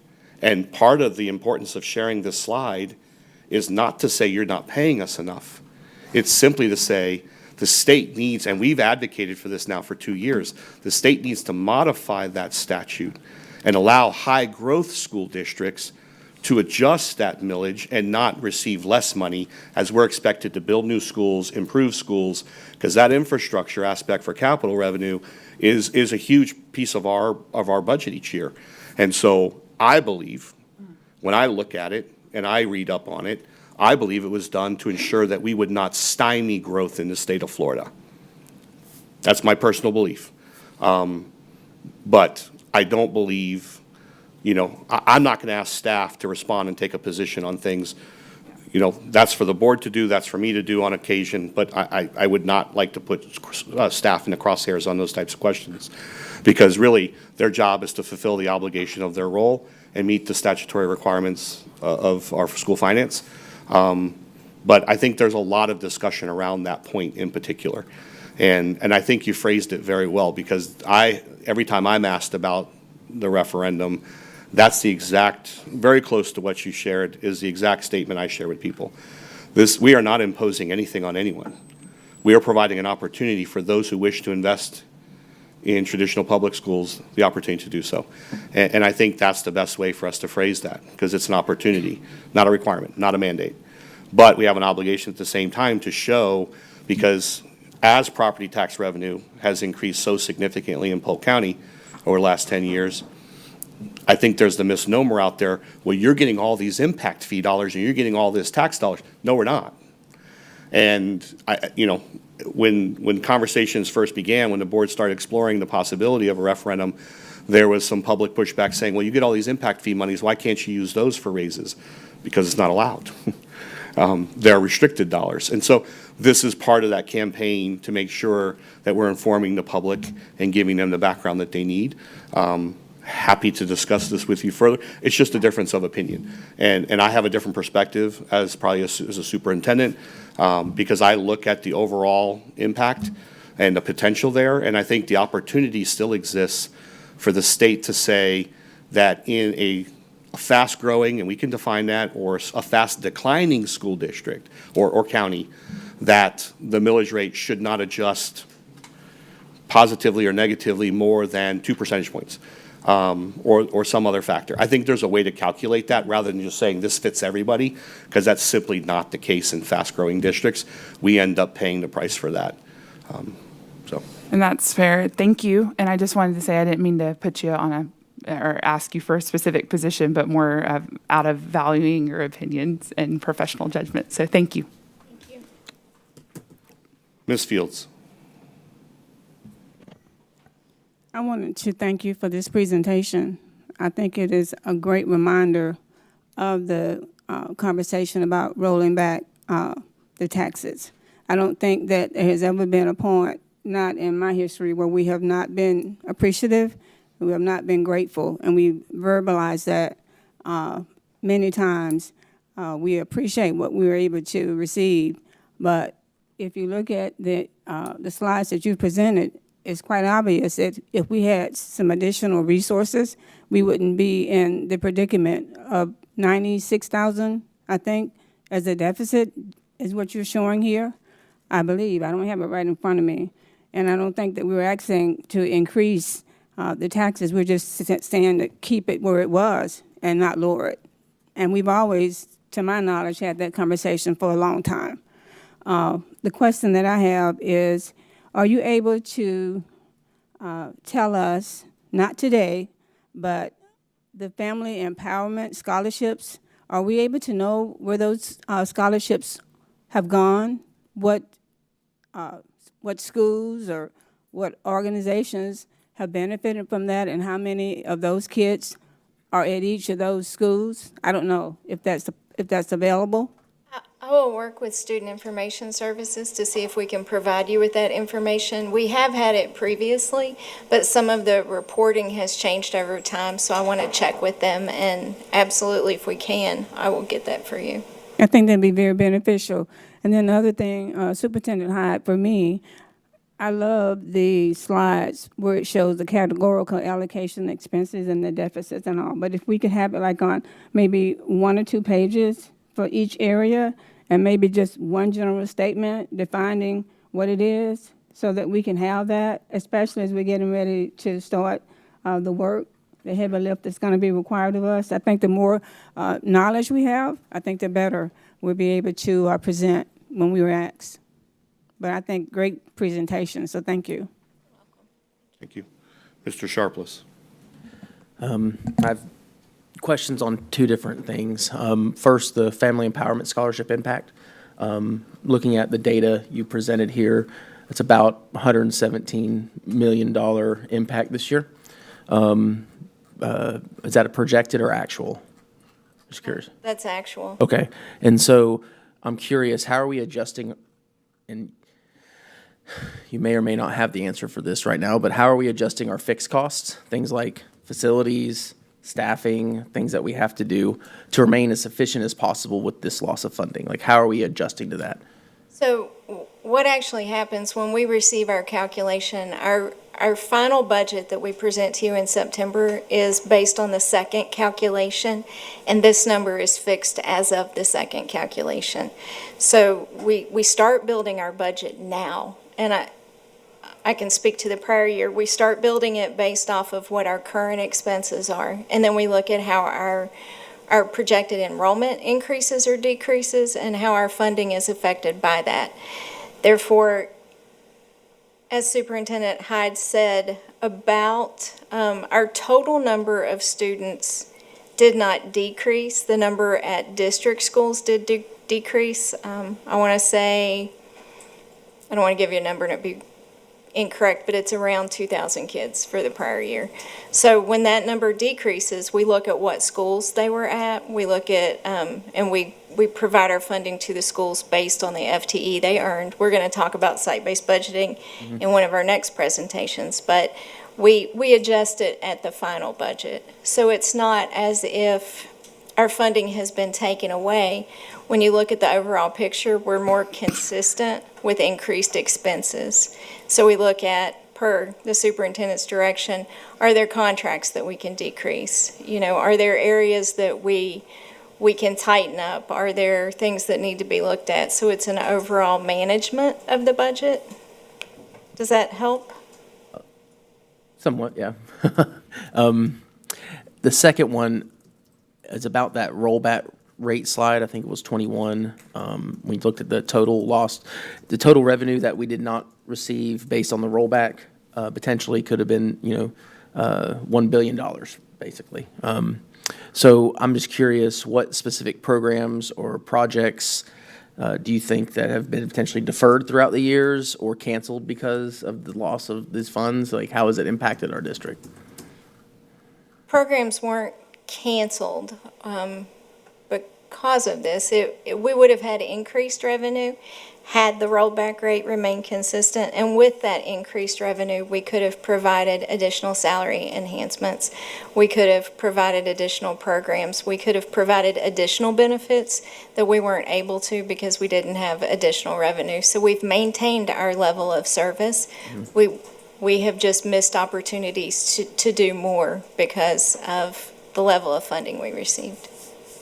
So it's safe to say that it has impacted us, the salaries of our staff potentially, from what you're saying, as well as increased academic programs or offerings that we could have had? Okay. Could have, yes. Fair enough. Thank you. Ms. Miller? Thank you, and I appreciate the time you took with me to walk me through some of the dollars following the students as it involves the empowerment scholarships. I have a couple of things. One, just in that alone, the comparison I think we need to make the public aware of, and I've talked about this before, and all of this, I love that we're going to take short clips because no one's going to watch this. No one watches these videos but staff. I'm going to be very honest with you. That's just fact. I mean, a few people do, but it's not widely spread to our constituents. But if we could take short snippets and almost make them, keep the credibility, obviously, and the professionalism, but make them easy to understand, I think is going to be helpful, and do it in short and different categories. But starting with the Empowerment Scholarship, and I want to preface this because the public knows I worked to implement the Gardner Scholarship with John McKay and everyone who knew this was a good idea for students who would benefit from being educated in a different environment. What it is today is not what we designed in the 2014-13s, but I just want people to know and compare when you say your dollars follow your child. My home is above average for this county. I pay a little under $3,000 to the school in school tax. My son receives $30,000 in the Empowerment Scholarship. It's gone up $11,000 since we left the school system. The minimum scholarship is around $9,000. I don't pay anywhere close to that. So it's not, I think people think they don't understand the nuances of how the funding has changed. When it started, it was a tax shelter. When you bought a car, you could write in, please give. And it was a way for corporations to save money, and they could use it to fund these scholarships. It has since changed. So I think we have to be very, in the most basic form for people who are not educators, to understand how these dollars come and go from the district. That's one thing. The other part that we talked about is, I've been advocating a long time. You can advocate for something without discrediting or saying, it's not a personal issue. So I think it's okay to say for someone who was in real estate when it plummeted that what happened then and the dollars that are missing have been felt because there was no stop to it. There was no limit on what we could have done there. And for years, people campaigned on, I'll bring it back, or I will stop rolling it back. So there's an understanding of what it did to the district, and it's okay to say with facts what it was doing without being perceived as criticism. I think it's important for us to tell the facts, because asking for a referendum is asking for this community to believe in public education and to believe that we're responsible with their dollars. I have watched realtors say they're not going to support this because we're building all these houses, you should be getting the money from there. They don't even understand how those dollars are attached to strings. It is on us if we cannot tell our message, which I think, is a timely factor, and do it in a manner that our constituents can understand. It's going to be people just voting for the knowledge that they have, and they're not doing it even in a disservice or in a malicious intent. They're voting with the knowledge they have, and it's our job to give them the facts of what we're dealing with. So I appreciate you coming and explaining publicly, and I hope that we can take these short snippets and make them easily digestible to the public and push them out. And then it's really just left to the public, whether we take, as 7 of us or some of us take a position on it, it's going to be left to the public value public education with understanding how it's currently funded if they want to invest in more. So I appreciate today's discussion. I hope we have this at each work session so we can just keep giving these numbers and giving these facts out, because I think the public is interested in it. Thank you.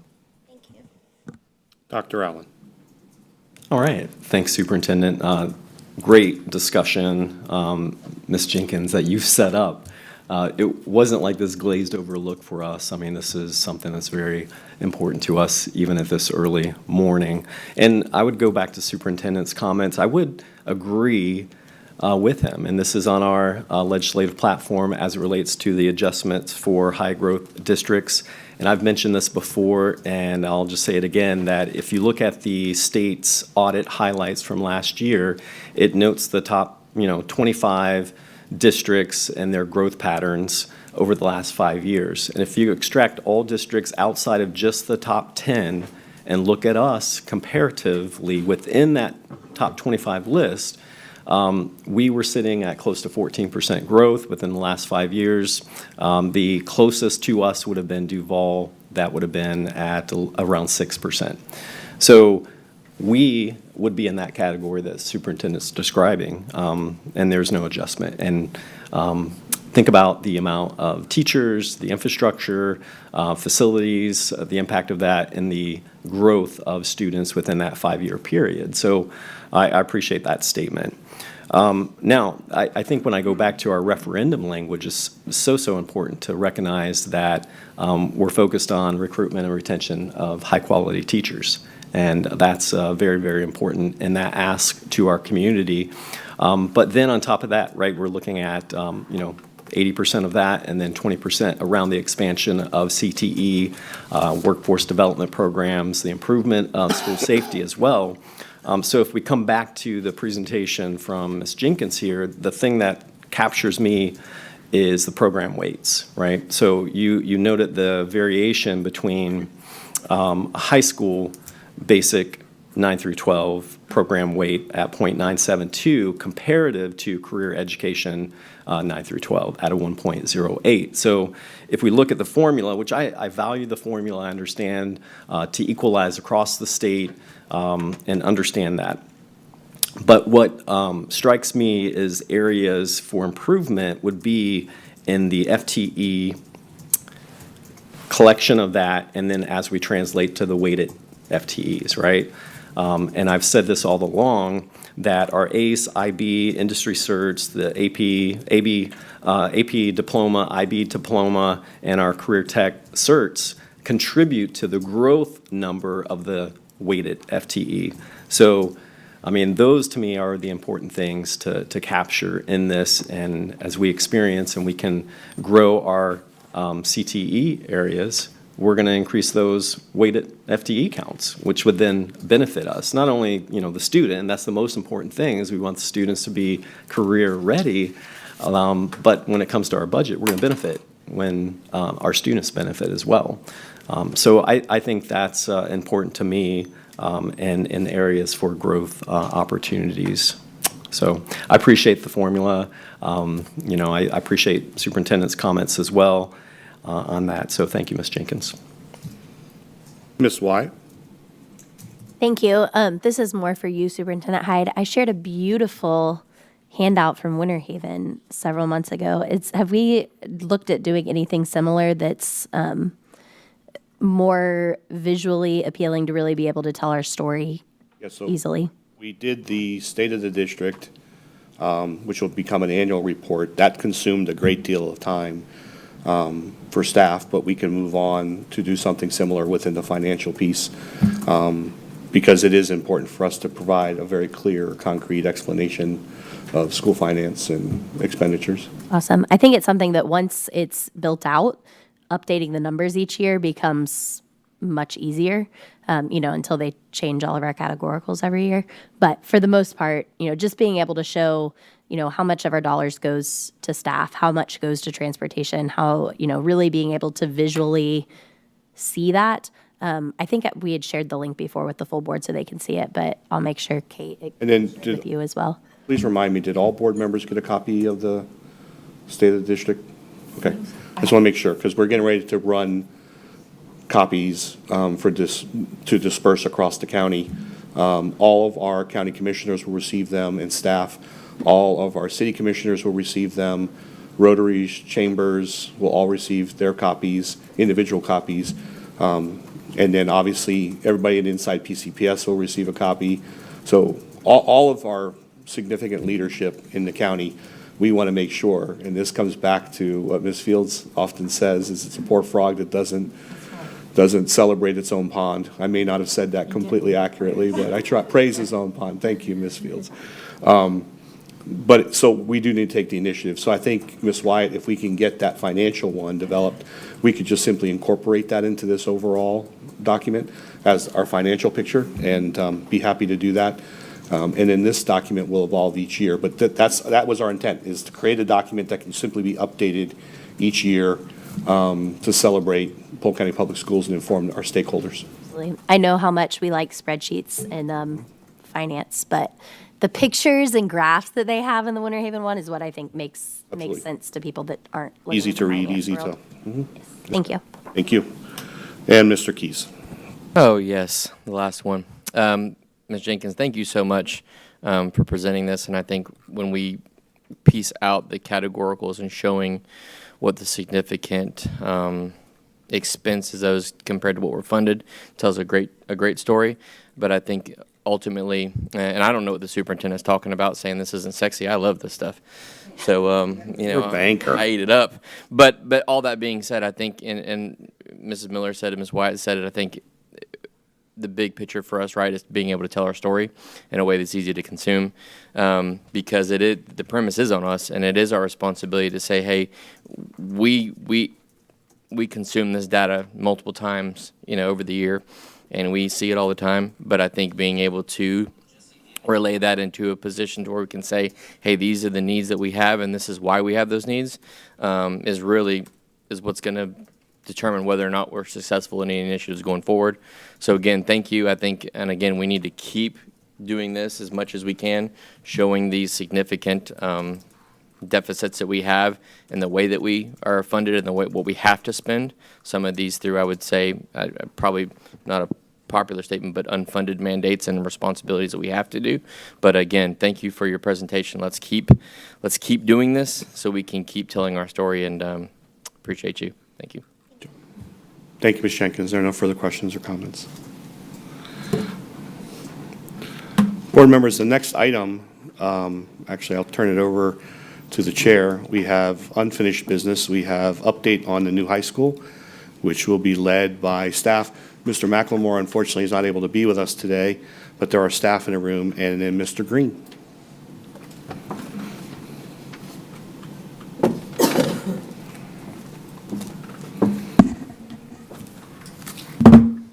Okay. We're receiving documentation right now. Mr. Green, everything that you requested was attached and updated. Yes. Yeah, so what you're receiving now are going to be the signed versions of the documents that were originally uploaded in unsigned versions. Just last night, we received the signed copies of these. Yes, please. So today's session is a follow-up on the overview I gave at the retreat of the timeline, some of the things that are coming up. The primary task, I guess, or next step in the process has to do with the land contract. So with the new high school that is projected to be built, part of the interim contract included a land deal. The original land deal was between the seller. There's an agreement of sale in the packet that you received. It's fully executed. It's between the seller and Fortress. Since that time, there's been a transaction that amended that sale to reduce the acreage and the corresponding price to match another document in your package of materials, the donation agreement. So the seller has donated, I'll just give round figures here, approximately 8 to 10 acres to the school board. Because of that donation, this agreement of sale was amended, and you'll see that in your documents. Those are all sort of the foundational documents to the final and most important, which is the assignment of this land deal. So the assignment would be between the board and the seller. So that instead of the seller selling to Fortress, the seller is now assigning that agreement to the board, and the board steps in the shoes of Fortress to purchase this land. So that's all contemplated in want to say, Section 3 of the interim agreement, that this assignment would happen within roughly 6 months of the execution date of the agreement of sale, or I'm sorry, of the interim agreement, which was April of 2025. In addition, as part of the due diligence of Fortress, there have been a number of appraisals that have been concluded, one of which was uploaded recently to your material. So there's a total of 3 appraisals that have been obtained by Fortress and 2 independent appraisals from the district. As mentioned briefly during the retreat, the 2 appraisals by the district, you'll notice, are different in price, and part of that reasoning, the methodology for those particular appraisals looked at the land in their as-is value versus taking into account all of the due diligence that had been done by Fortress. So the district is asking those appraisers to update their work, which they've pledged to do sometime in the next week or so. So you'll be seeing those updated appraisals in your, well, as soon as I receive them, they'll be forwarded to you for review.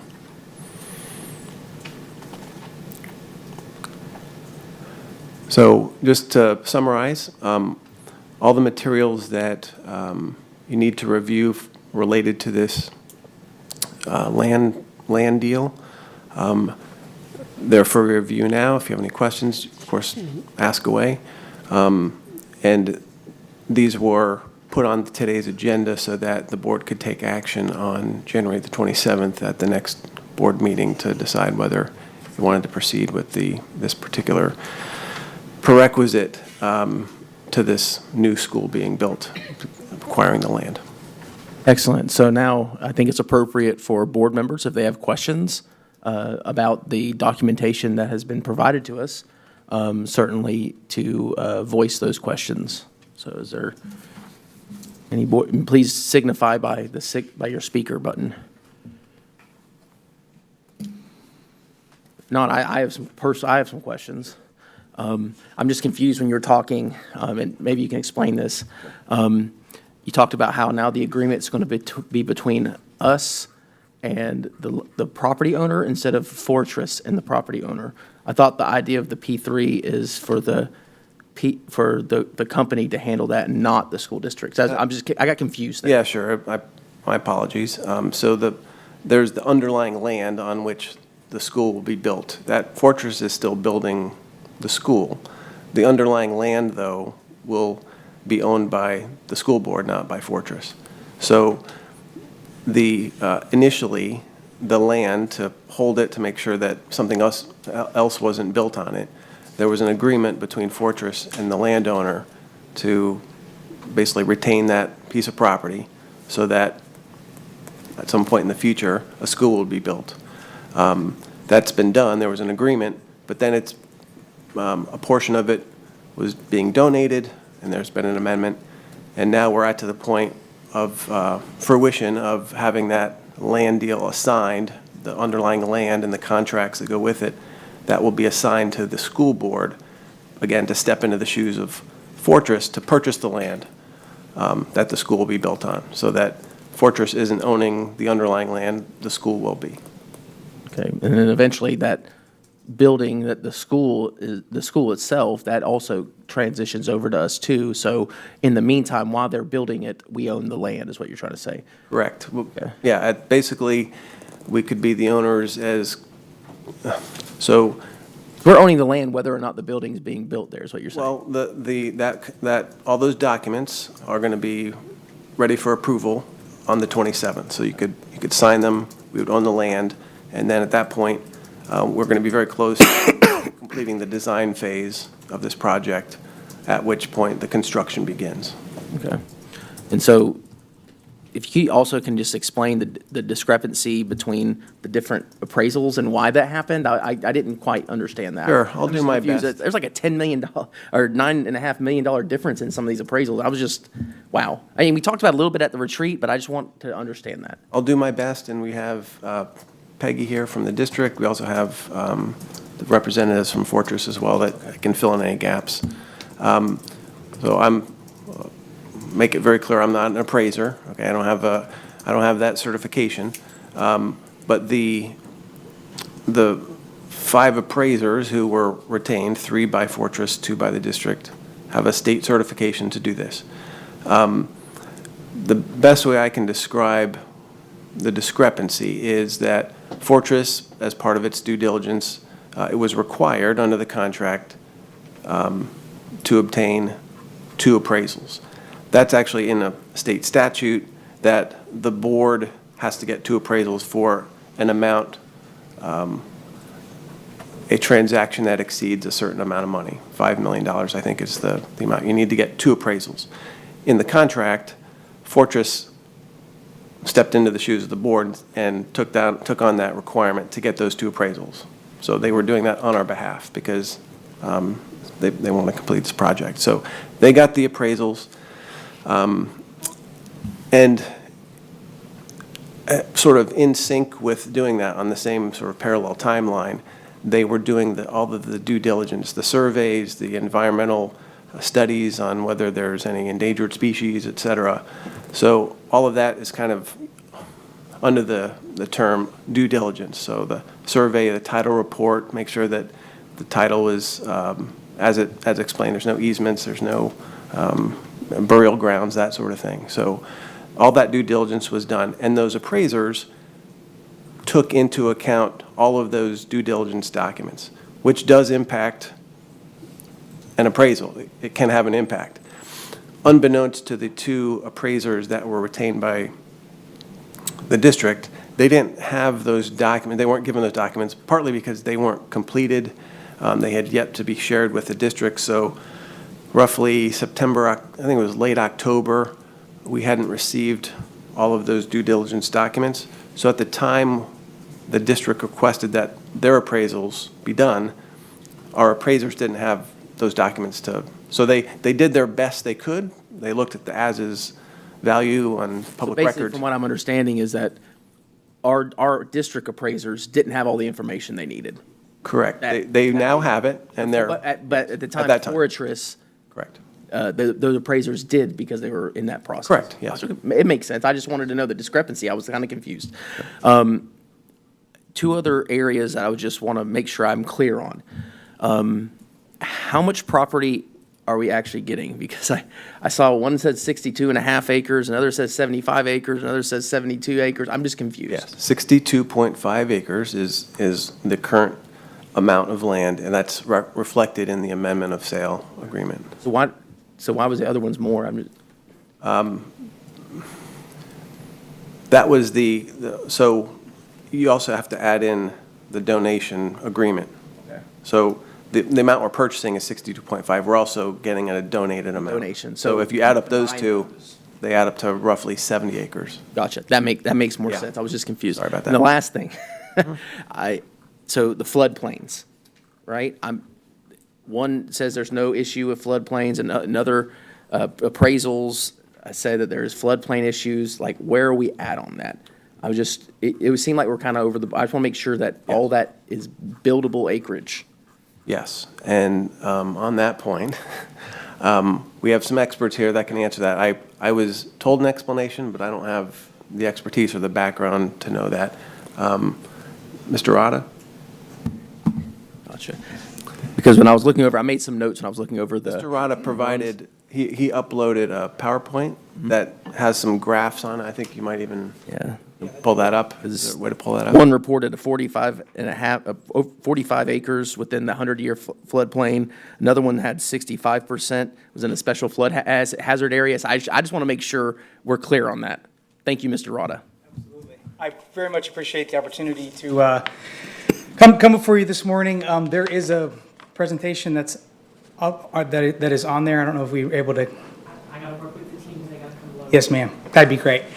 Just kind of in the meantime, this is a huge project that our county is undertaking, our district is undertaking. And I just want to give you the assurance that at every single turn, at every decision, at every single thing that has happened, the greatest possible care has been taken by all of the experts that our team has hired and working with the district staff and what they have done, and that every single time that anything has gone on, it has been positive. Things have moved forward, and really, in my opinion, this project has gone even better and smoother than I think we were all even hoping for, which we had high expectations to begin with.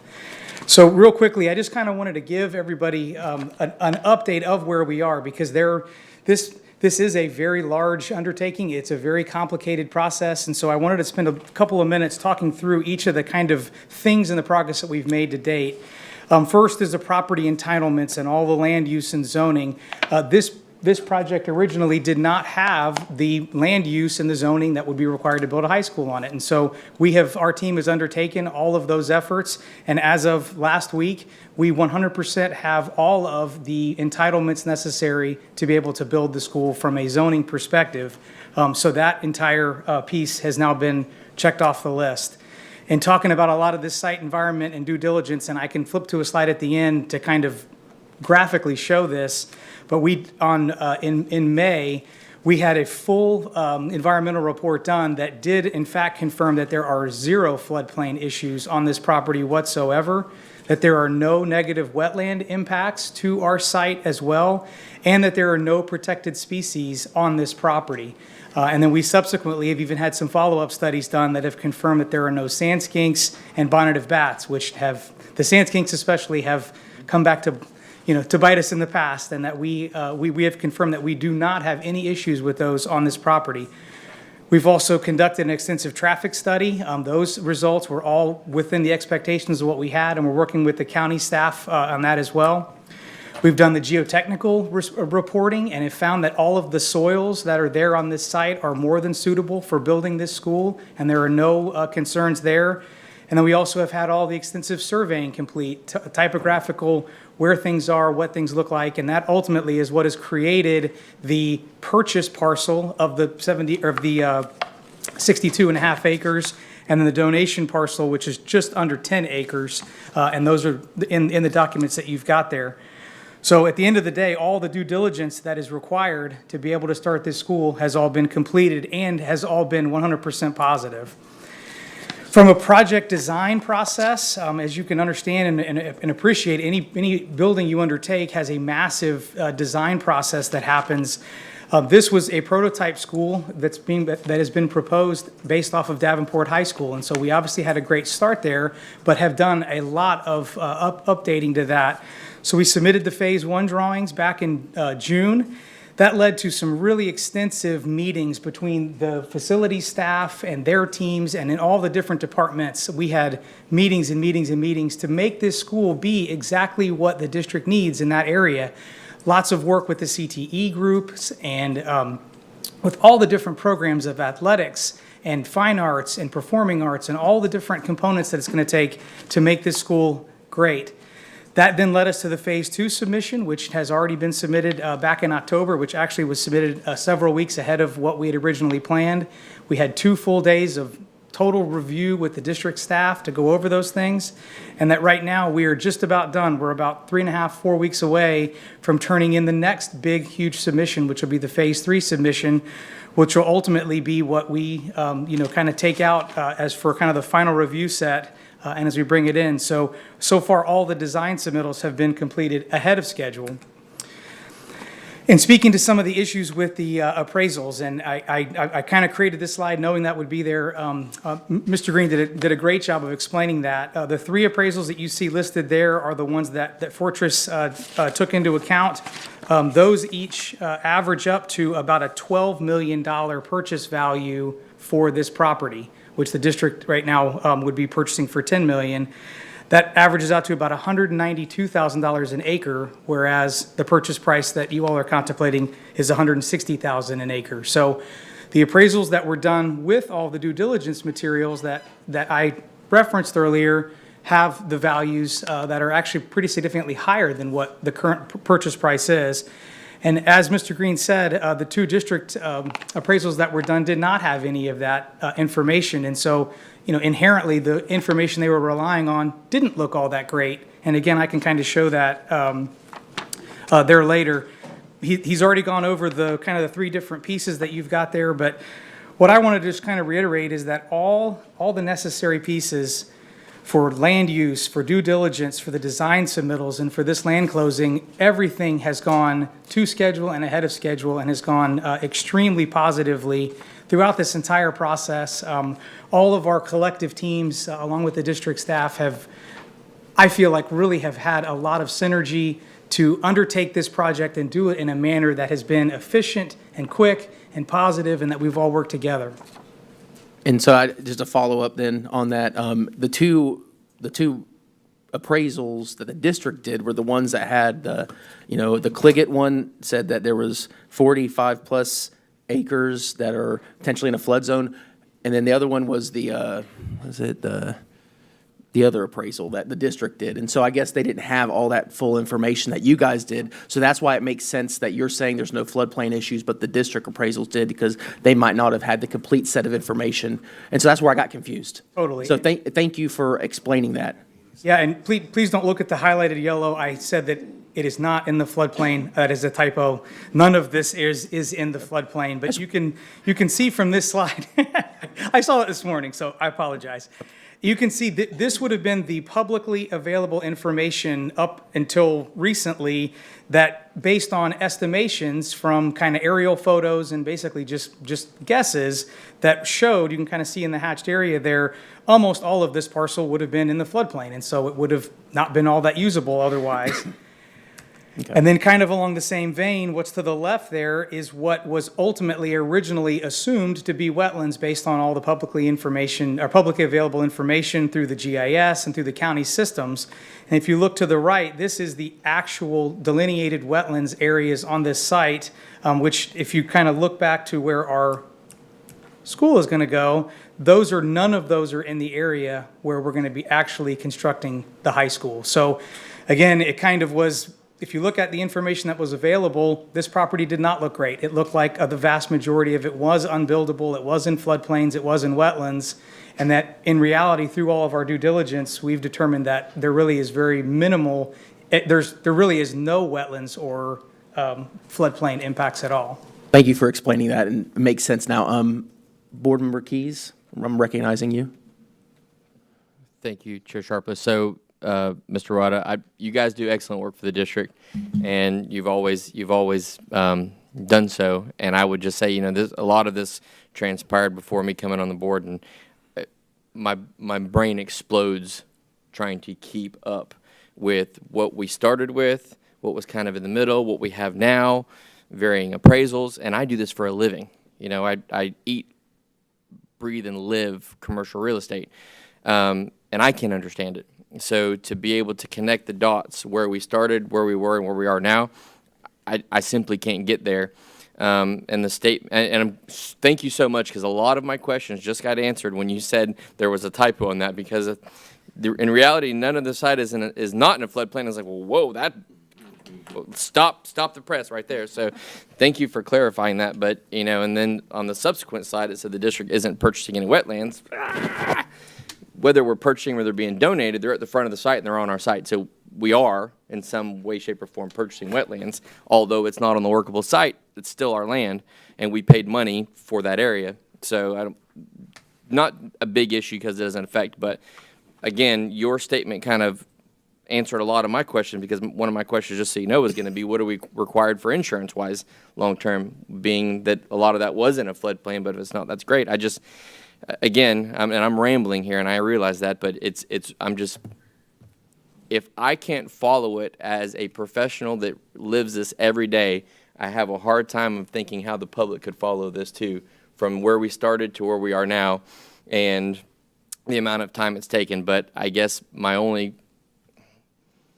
thing that makes me feel okay about it at the end of the day is that you have done great work for us. Your word is valuable to me, and I can't name a single project you've been on that hasn't been successful with the district. So I do take comfort in that.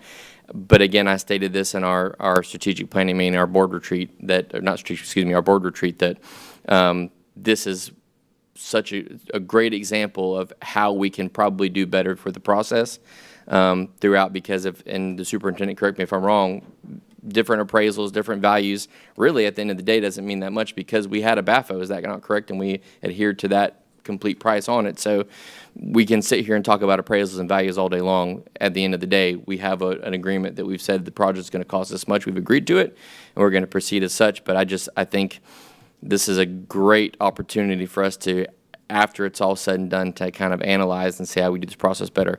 One last thing in doing this, and I'm more of a question, I guess maybe Mr. Green looped in on this, is the why aspect of why we're taking ownership of the dirt first. Because is it my agreement, and part of this process, and I think Mr. Sharpless touched on this, is we would retain ownership of the dirt upon CO, and now we're taking ownership of the dirt first. And I guess my question is to why? Why is that so instrumental that we do this? Because that's what the interim agreement that we signed says. Again, it's in section 3, and it talks about exactly what we're talking about here, is the assignment of the land contract. It shall occur within, I want to say, 180 days, 6 months of the signing of the interim agreement, which was April. That puts us around October-ish of 2025. That assignment is nigh. It's happening now. So it didn't say the assignment will happen after the school's built.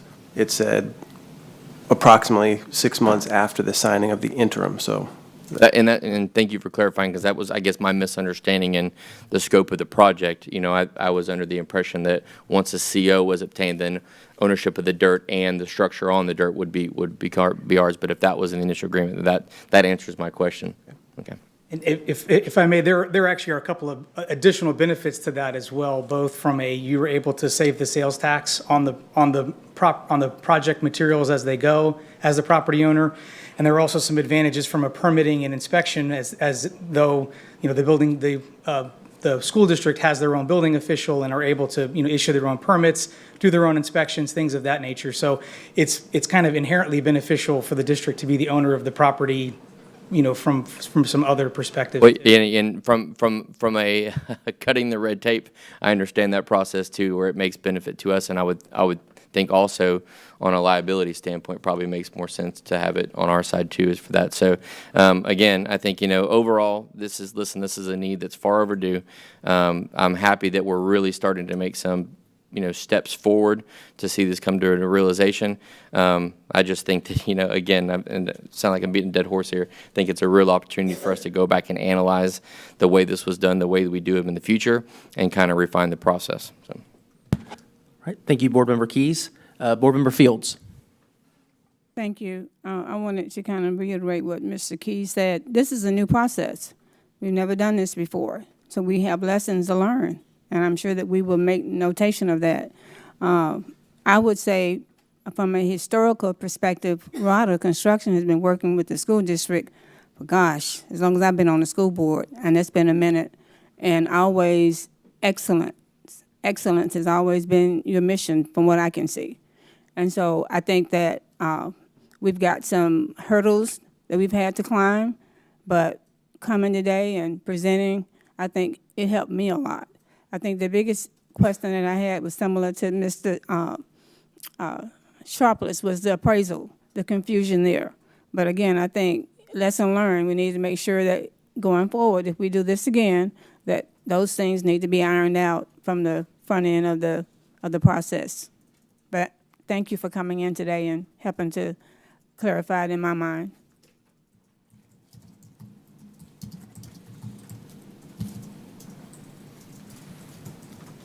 I see no further questions. Thank you.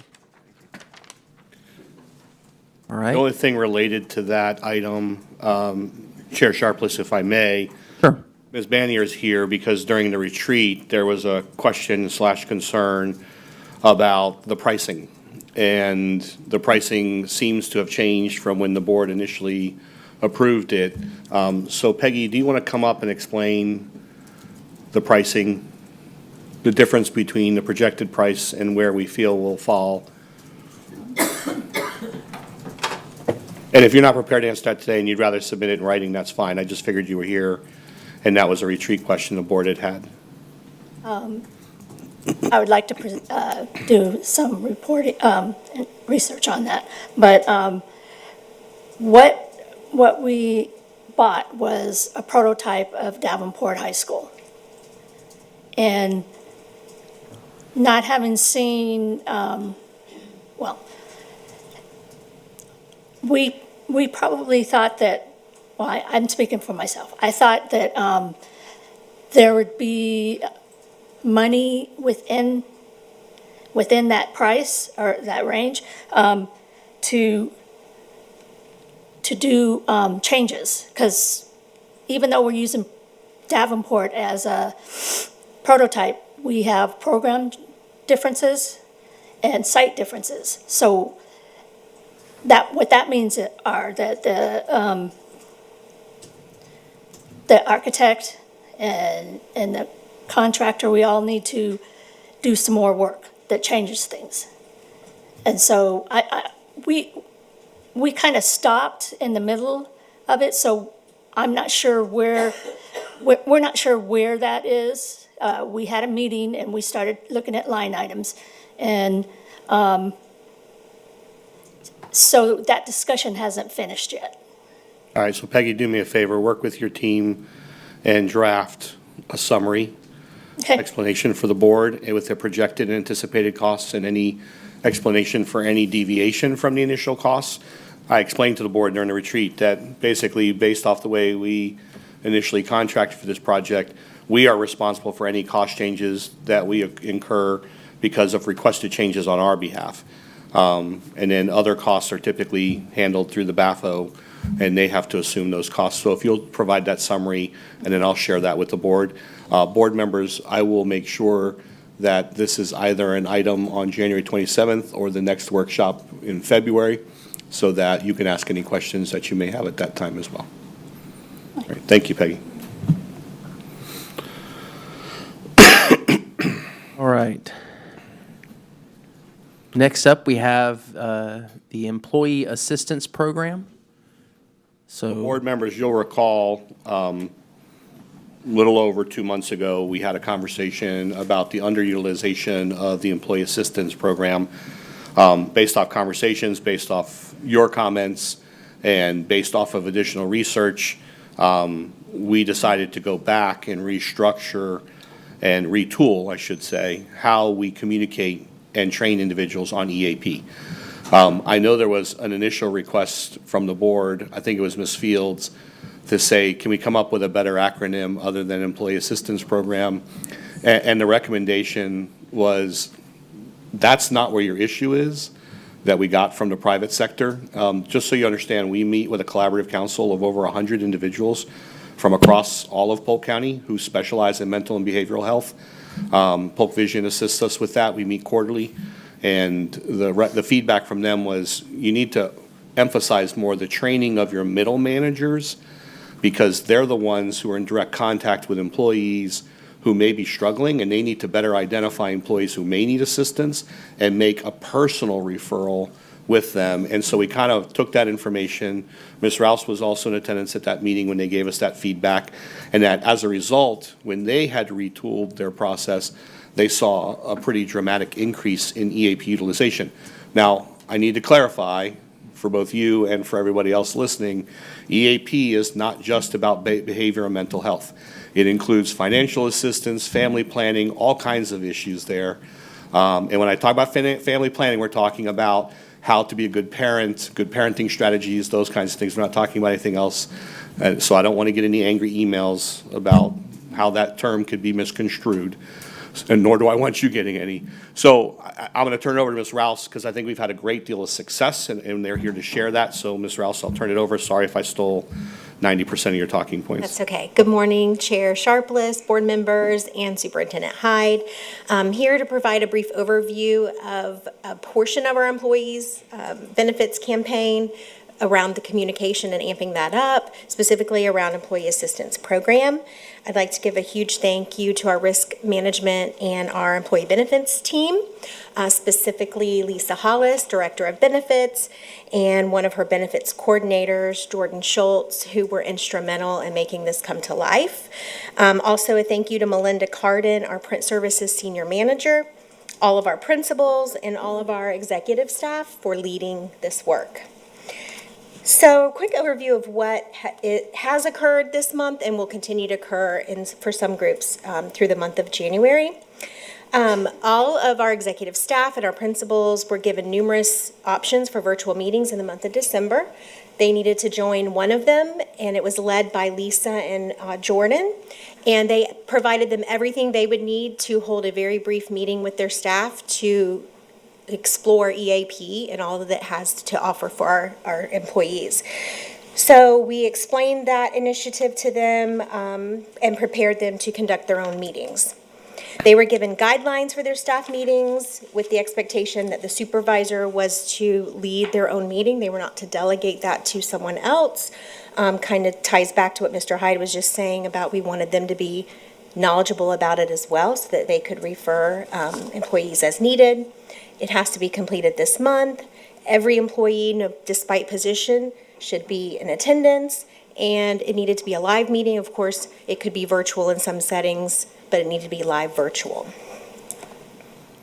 They were provided a meeting guide that Lisa and her team created. It was very organized, easy to use, with video links provided so users could prepare themselves ahead of time, make themselves familiar with the websites so they could navigate them with their team. They received printed and digital resources and a courier envelope with everything that they would need. So there was nothing that the leader had to really do except facilitate and prepare for the meeting. So for their staff meeting, we navigated every employee to where they can find their health and wellness section on our main webpage. We directed them to that specific page and their benefit place.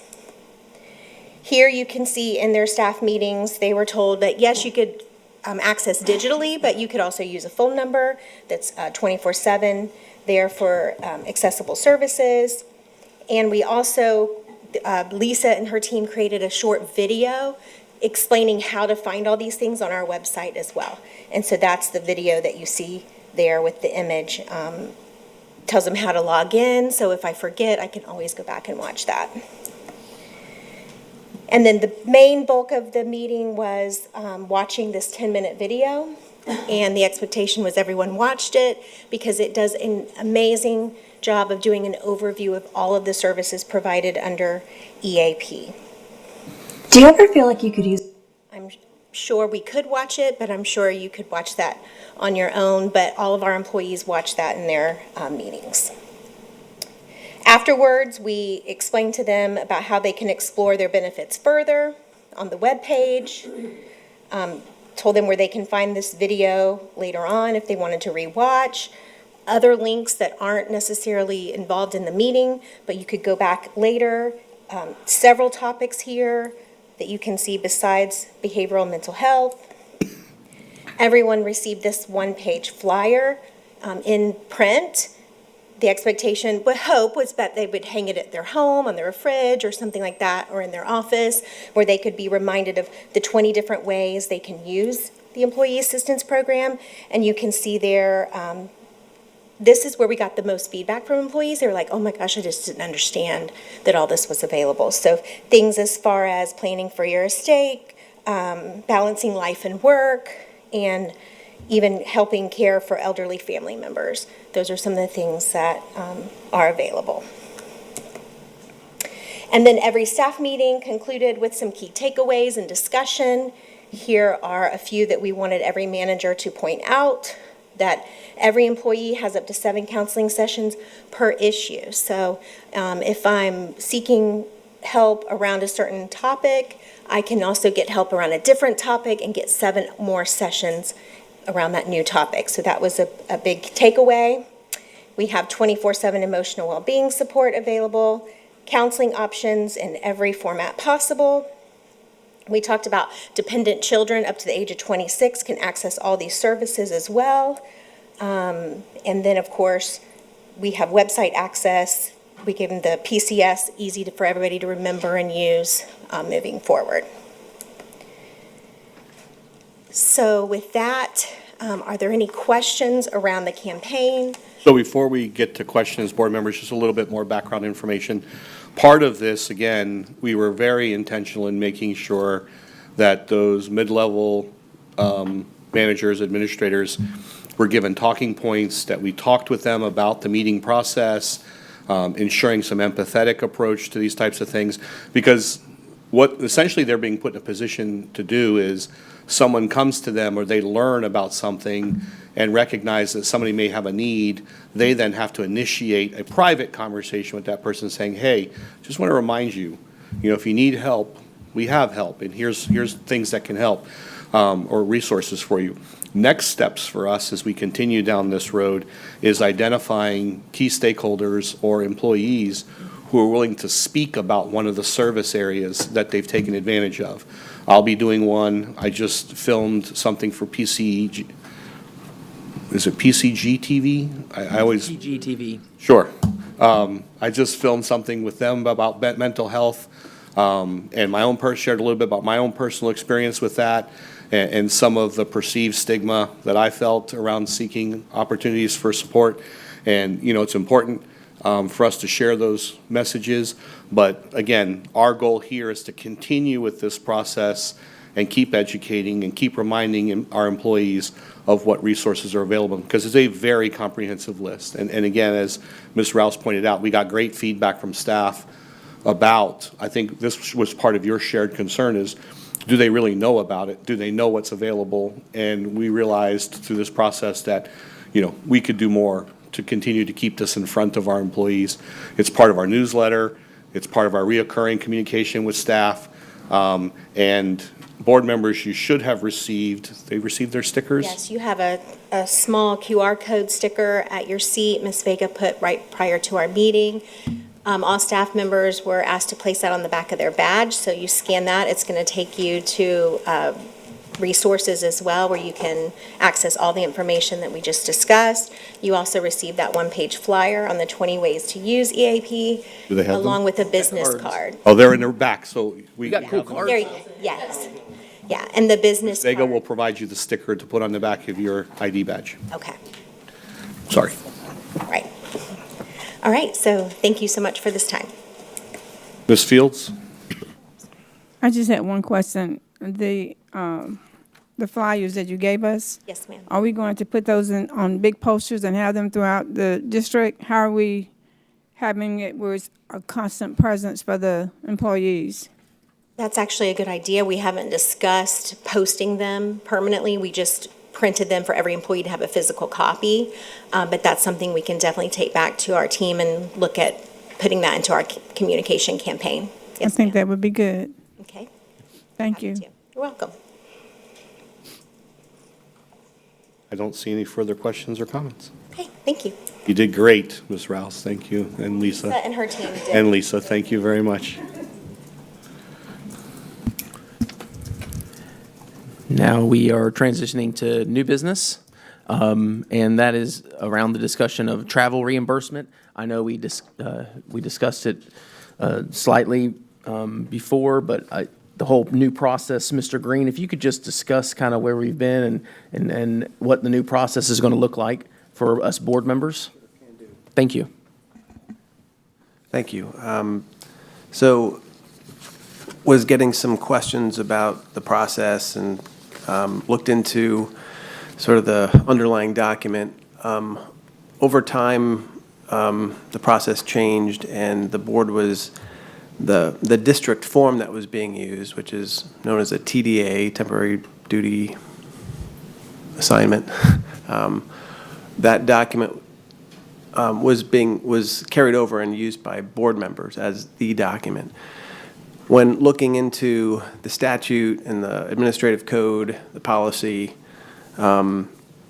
what was revealed was that that form didn't quite meet the needs of the board. It was really intended more for district employees. So what I started doing was creating a more unique, specialized form just for board members, so that it was more directed toward the needs of the board for out-of-county travel.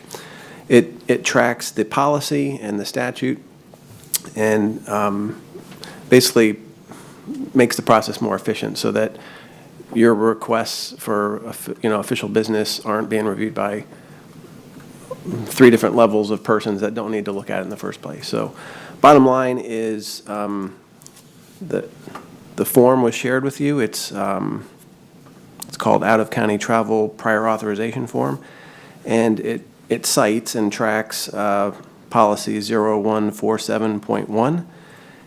If you look at that policy, which I think is also attached on the documents, there's 3 paragraphs that deal with out-of-county travel. The final 2 talk about basically how a prior approval is required. And in the introduction to that policy, it says that members of board seeking reimbursement must utilize district-approved forms. So the whole genesis of why this form, because the other one didn't really fit right. That was intended more for district employees. So the district needed to have a new approved form, and that's the purpose that this form serves. Excellent. Thank you, sir. Now we're going to open it up for any questions from board members. Chair, if I may, before you transition to that, board members, on the 27th, you will also see a revised or a suggested board policy for adoption specific to travel, and you will also see procedures that help outline travel reimbursements, what is allowed, what's not allowed, processes as far as ensuring to the district and to our taxpayers that we are booking trips as far in advance with some guidance as far as which types of hotels, what rates we're reimbursing for. So there's a lot in there. So I'll be forwarding that to you in the next 48 hours for you to begin your review, but that will be on the agenda during the workshop for a discussion about the policy, because it has to follow the traditional policy process, and then a public hearing, and the board can choose to adopt it at a subsequent meeting. But the procedures, I think all of that will give you really good guidance and understanding and some assurances based off some of the concerns or questions that you've expressed before. Sorry, Mr. Chair, thank you. It's completely, thank you so much. So, so board members, are there any questions over any of the documents that Mr. Green has provided you, the forms, or anything that related to board travel that's not policy or procedures that we'll be talking about on the 27th? Yes, Mr. Green. I received a follow-up question. I think it's going to be covered by the new form, and that is sort of how the mileage in the past has been reimbursed. Again, I think because it was looked at under the lens of district employees, the short answer is the administrative code says mileage will be reimbursed at rates authorized by law, okay? And what's the law? It's 112, Section 112. So when those requests are submitted and, determining is it from your home, is it from point A to point B, I think maybe either that guidance will be provided, or we can even add some new language to the form just to specify what that calculation is so that it's express and more explicit. If that makes sense. Yeah. Right? I see no speaker requests. All right, I think we're good there. Now we're proceeding to the part on the agenda for board member comments. Are there any board member comments?